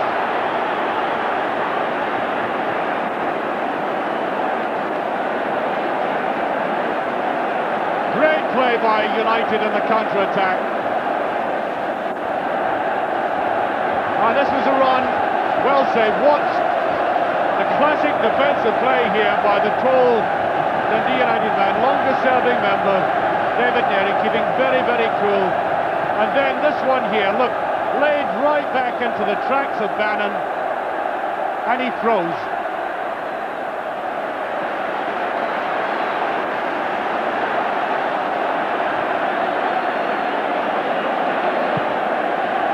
I make it about 13 minutes left.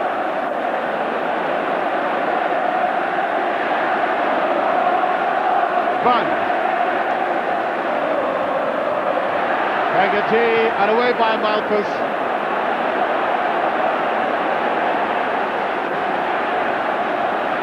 Still Celtic. Right into the tracks of Gallagher.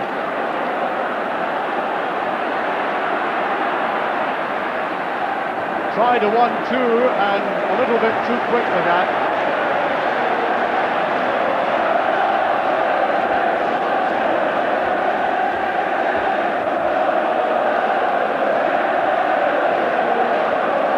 Fully start, offside.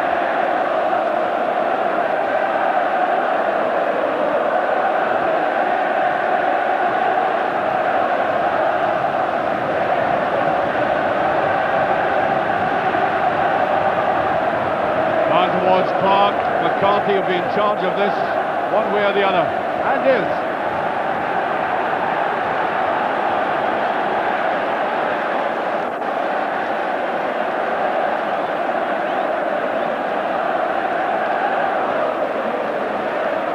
Eamon Bannon preparing to take it.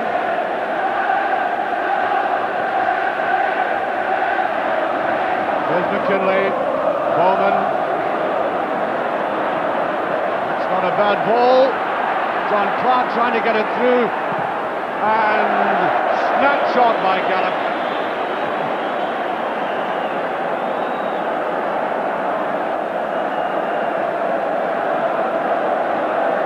Knee out there for McCarthy. Celtic really fought back well all the same, Ali.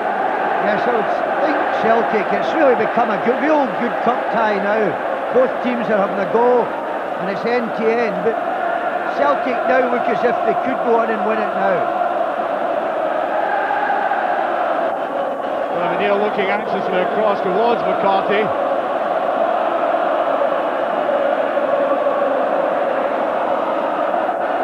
I think and this is McCarthy there stretching out, and he bent round, yeah. Bad looking twist.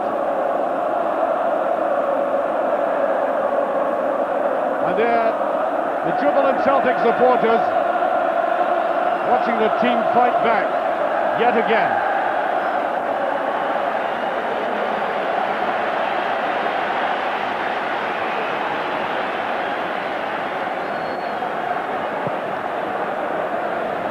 Exactly 10 minutes remaining of ordinary time. Gallagher. Aiken kept to his task. Bounds. Sweeping that out majestically. Miller might have a go on his own. No, he tried to chip the goalkeeper. Long and high and straight through to McNeil. Good run again by Joe Miller. Does that so very well. He tried to chip the keeper, I think.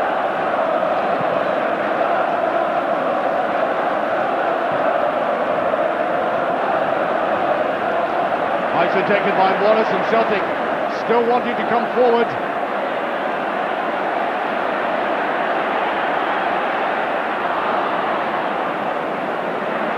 Morris. Free kick. Paul McStay down. So Paul McStay, Miller's now suffering slightly from cramp.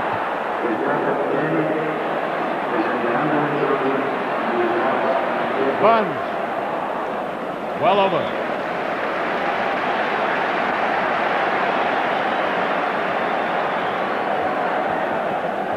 Eight minutes left.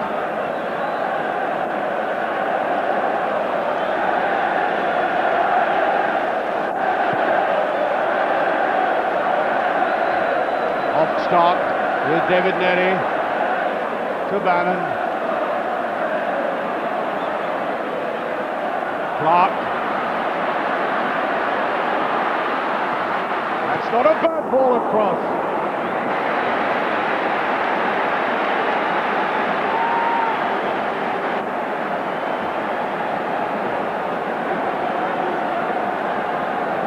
It's very warm out there. I know there's a kind of cooling wind, but I think on the pitch itself it'll be very warm.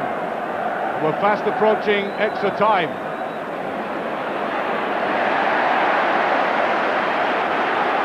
That's all an unnecessary tangle.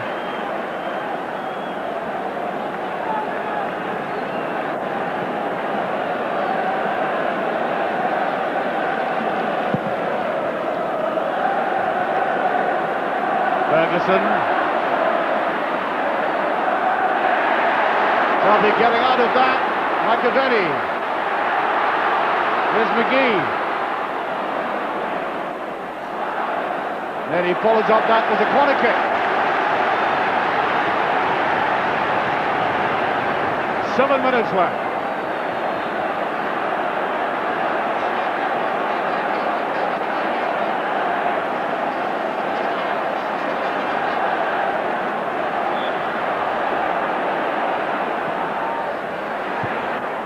That time Higgity did go for it. No, too much of that. Swept away well by Bowman. Free kick.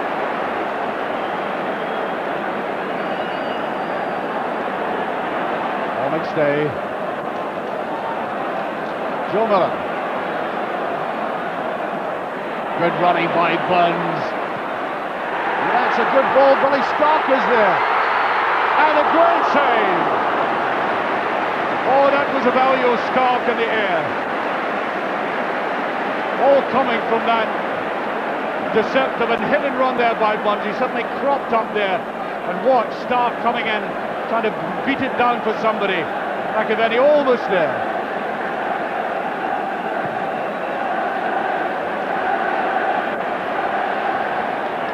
Here's Evan Bannon. It's sent to Gallagher with a chance, and he's missed it. I think he's offside. Yes, offside, it wouldn't have counted. Nice touch down the... Oh, I'll tell you what. That was very close, Ali.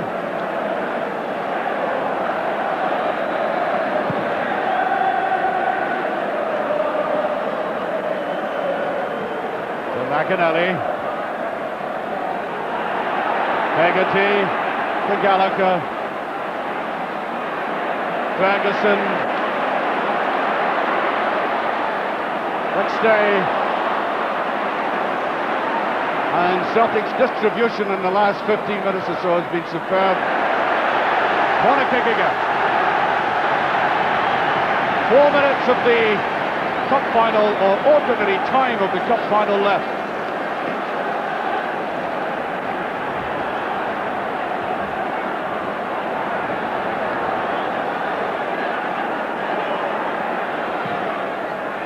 Once again, that useful ball this time. John Clark was back. Tommy Burns should be cut off by McNeil, and is.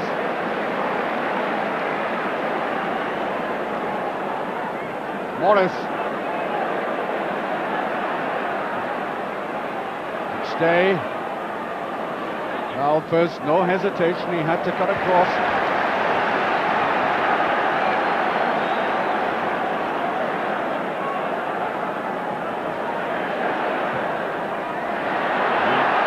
Start out of his goal again, and this time a free kick.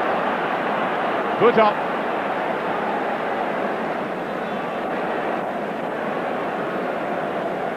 There's that Billy Stark there, Billy Thompson in his goal.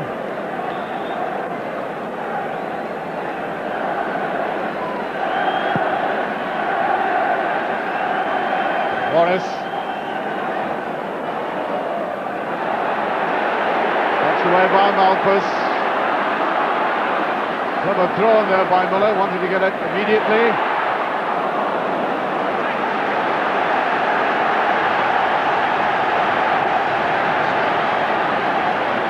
And I think Dundee United scoring when they did really brought Celtic out.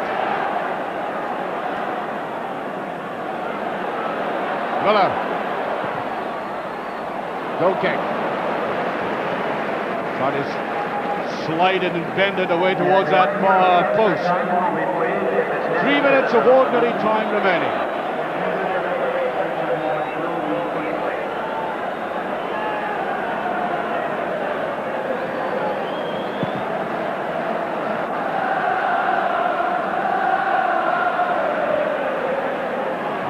Here's McKinley. Oh, tried to drift that forward to Bannon. Aiken. Burns. McAvenny. Here's Joe Miller. Good tackling by Bowman. Everybody behind though. No offside. Races on and McCarthy should make this.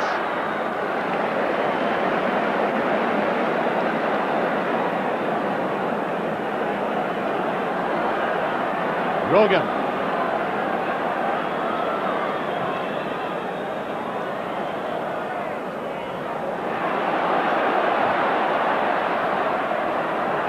McKinley did very well getting rid of that again. On goal Gallagher.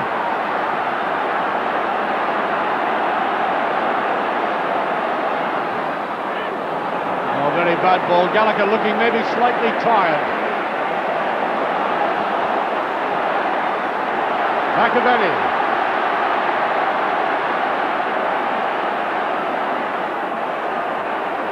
That's Morris. Celtic up the corner. We're in for the final minute.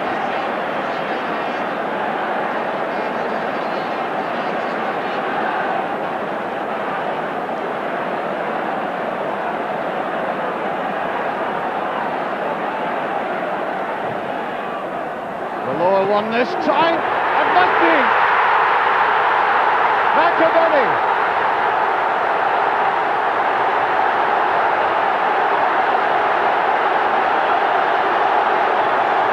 Seconds from the end, McAvenny does it.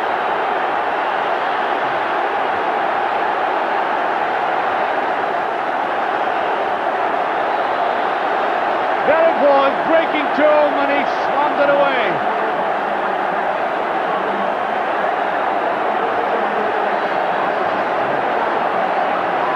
Lying handy in that position, and that should kill it, Elliot. Very similar to the goal they got against Hearts.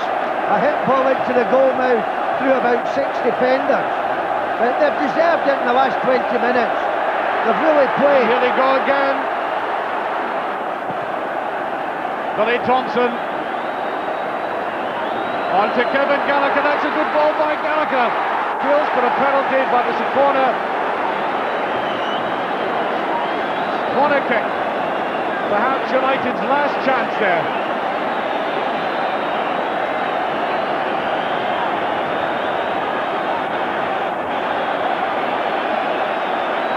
McKinley with it.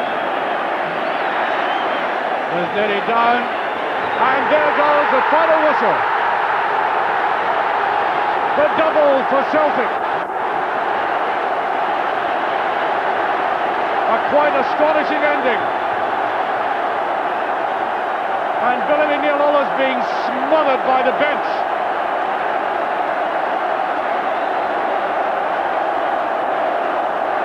Not only winning, but in the most dramatic fashion.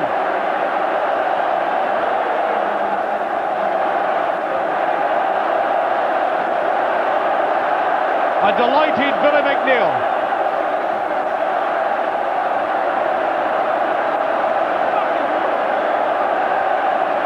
And there is Billy mcneil.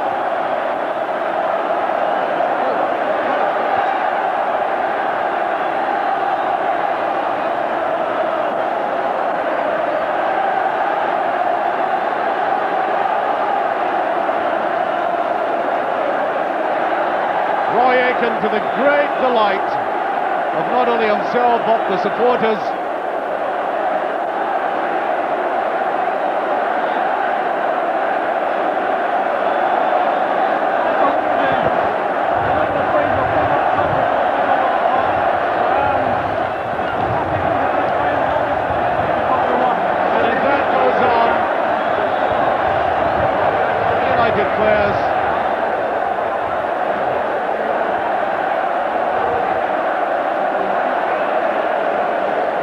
The winning goal again. Through it went, all the legs, breaking there to the unmarked McAvenny, rattling it in, the winner for Celtic, clinching the double.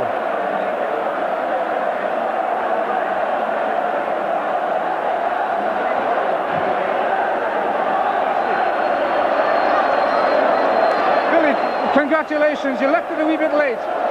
We left it a bit late, that's right. We've done this a few times this season, but this team's been magnificent because they never give up. We knew beforehand the game was about 13 players, and it took the 13 players to give us the result today. Absolutely brilliant. Did you ever have any doubts when Dundee United were playing so well and they go ahead?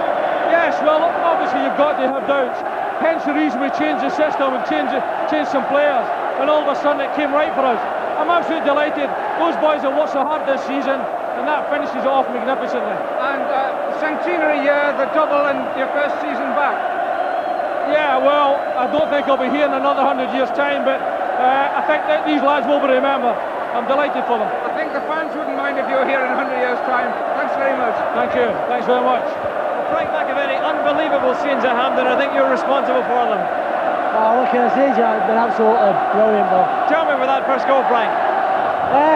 Not what I just remember Matt going for it, and the ball came to me and it just guided it towards goal, that was all. The heads were rather down by that time, weren't they? No, they weren't really. We knew we could come back, and we were hoping for an equaliser, and we got it.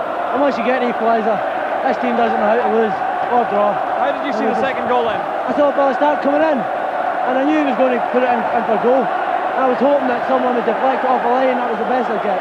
But it felt lovely for me, and I just put it in. And there are the dejected Dundee United players who fought so hard, with the Prime Minister, Mrs Thatcher, handing out the runners-up medal.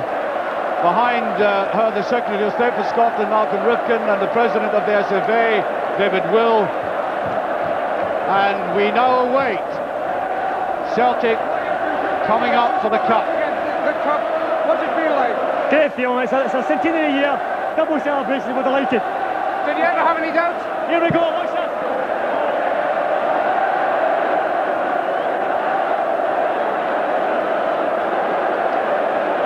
Well, I think they're finding it very difficult to extricate the Celtic players to come up for the presentation. There's a very patient-looking Prime Minister, ably assisted by Ernie Walker. And the Celtic players now coming up.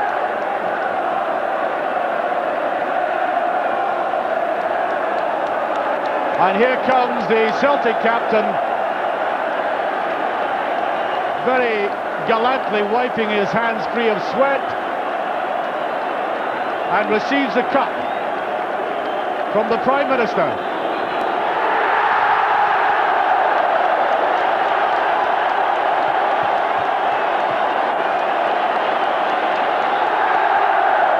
Billy McNeil watching a scene of which he is extremely familiar.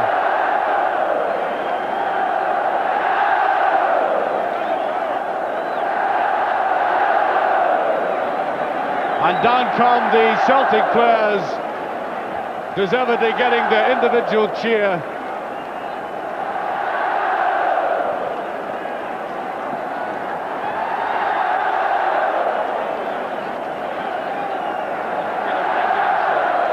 Mick McCarthy. And the Celtic team coming up almost in dribs and drabs are being kept back, celebrating. Tommy Burns. And not to forget the referee, George Smith from Edinburgh.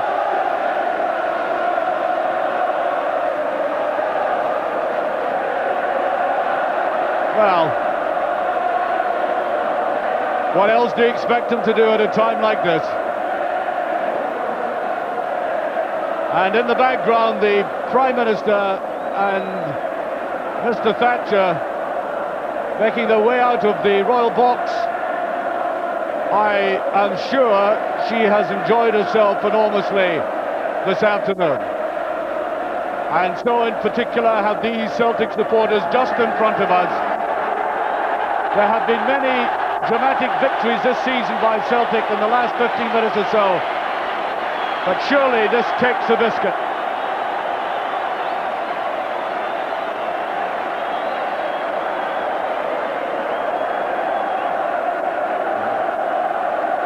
Ali, they won it very deservedly for the fight back.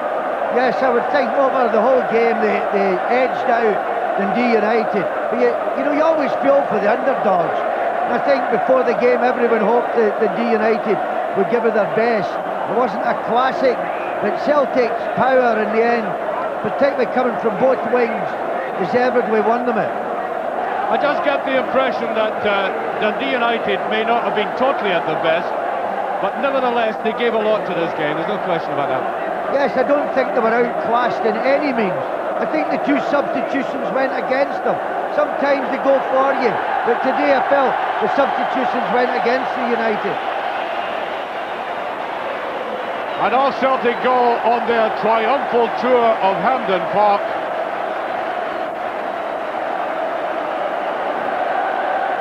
That massive support in the background.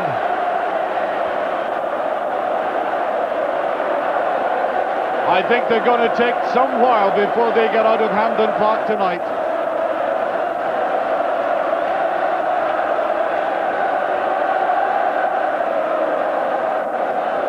That's a cup. Looks a little bit fragile, almost lost in that crowd there, but there's a firm hand on it. The man who won the cup with his double, the double-double you might call it.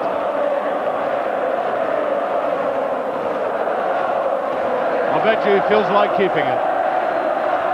Well, Tommy's not a young thing, he needs a seat every now and again. He's been doing a little bit of weightlifting. Roy, a phenomenal support behind you. You must be immensely proud to do the double in the centenary year. I thought I'd seen a marvellous sight 3 years ago, maybe Dundee United the same way. But look at this here today again, it's fantastic. It's as much their trophies as ours. Almost a replica of that match, wasn't it? Exactly, well, we came back from a dead again. We've done it so many times this season. It speaks volumes for the character of the club and the players. And Frank McAvenny never seemed to give up, did he? Frank McAvenny's had a tremendous season. He seems to have brought himself alive again coming back to Scotland. He's a great player. And a tremendous sport once again to see you, Roy. We're delighted for them. It's a great day. Thank you very much indeed. Thank you. Tommy Burns, a pretty good feeling, I would imagine. It's incredible. I can't find any words. Not a bad performance, your own performance for an old man. So they keep telling I'm getting older, but if I keep playing like I'll be playing till I'm 50. Is that a promise? Oh, that's a promise. Only Celtic mcneil, but I think the boys behind wouldn't mind that. It's been my pleasure to play for them, and I hope it's my pleasure to play for them for a few years yet. Well, you were sitting on the cup. Does that mean to say that perhaps you think... That means I'm taking it home with me. Good luck to you. Well done. Thanks very much.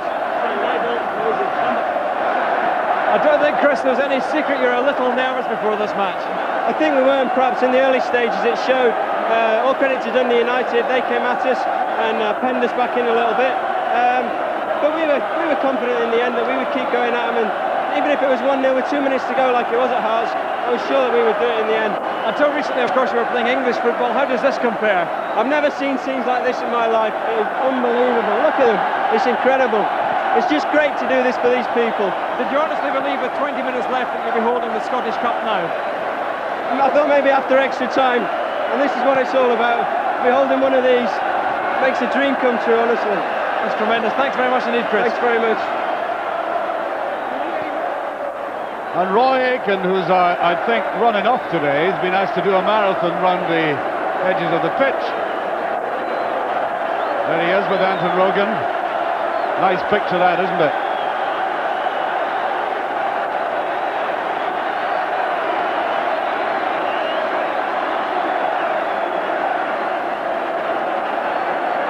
Climbing up to get a very good view. The Hampden floodlights being used to good effect by the Celtic support.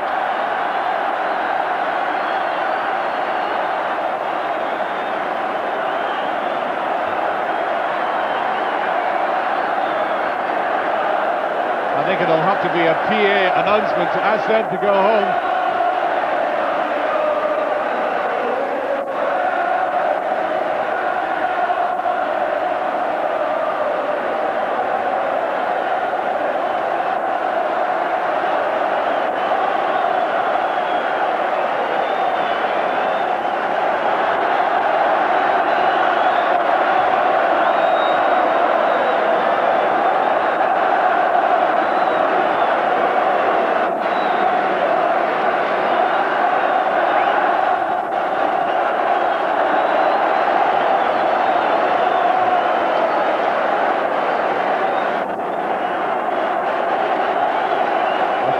Signifying the centenary year.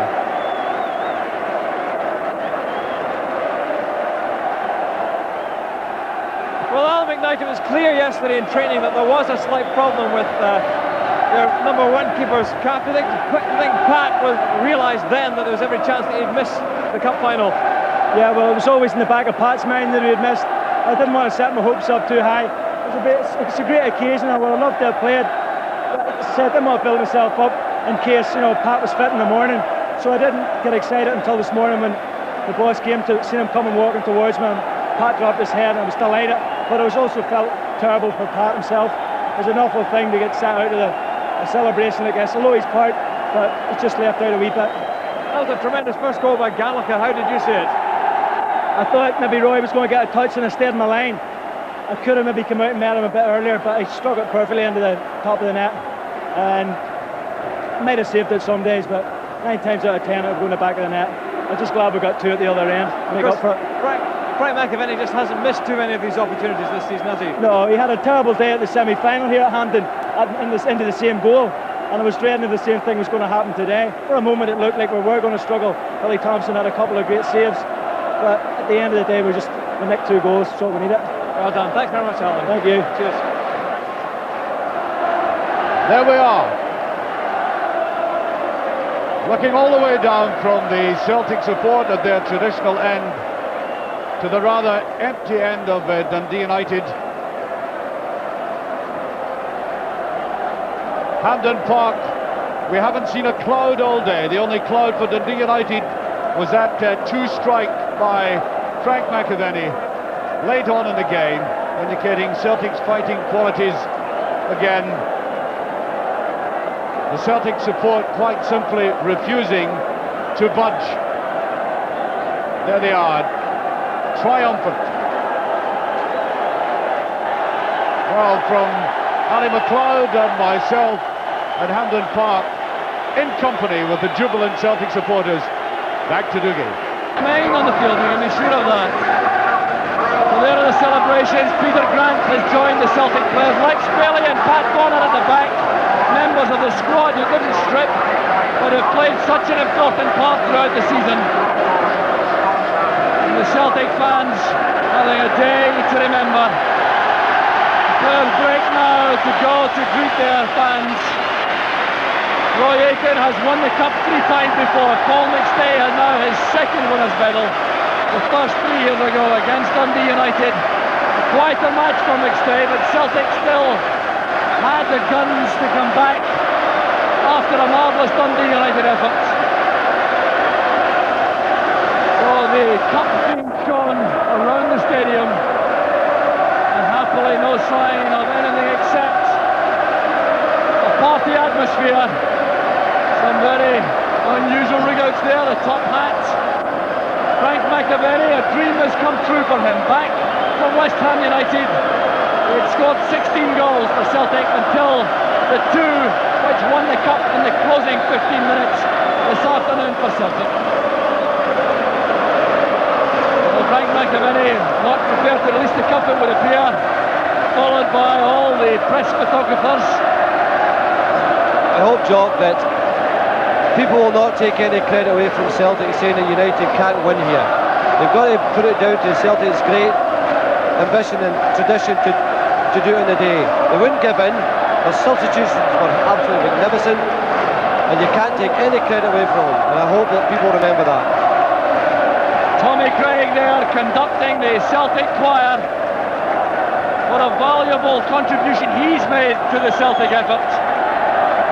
Brought to Celtic Park by David Hay, but retained by Billy McNeil to form such a valuable partnership. So the Celtic fans still will be there in the sunshine to relish the whole occasion. So don't go away, we'll be right back and we'll be inside the Celtic dressing room.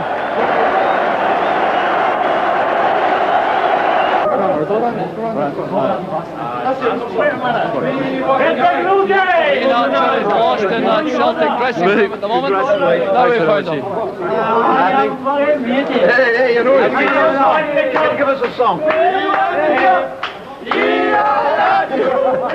No, I don't need a song. Champione, champione, oe, oe, oe. Sex appeal, sex appeal. No! Oh, clear. I don't live in my sex appeal, that's why I get a doubt. 0% sex appeal. I get a doubt, just a little. All I like to do is thank you female for giving me a doubt. I'll show you some sex appeal. No, wait.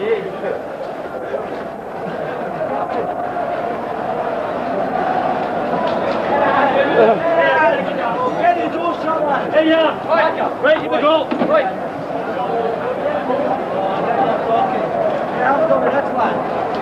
Fresh orange! Honey, fresh orange! Here's to the double! Has been given the champagne. Ian Archer very close by to take his share of no doubt he gets the chance. And hardly a Celtic fan is left-handed outside. It's all about players and the celebrations beginning in earnest. So the Scottish Cup is being filled and you can hear the singing outside, I think, also, the Celtic fans. Well, I think it might take more than one bottle, yes. Frank McAvenny, the scoring hero, supplying more for the cup, and this will be passed around very shortly, I'm sure. Cheers, lads! When you go, Roy! That's right! Yeah. The captain leads from the front again with the champagne. Alan McKnight has stepped into Pat Bonner's boots at the last minute, the regular keeper being injured. Billy Stark and Mark McGee, the two men who made such a difference there, passing it on to Frank McAvenny. The substitutes now who turned the game around. Like Ferguson, commentary position was looking for them to come on and be involved before the end, and when they did, they certainly made a difference. There's Andy Walker, 32 goals this season. Derek White, who came off with Andy Walker. But some quieter moments, but I'm sure the lull before the storm of the evening.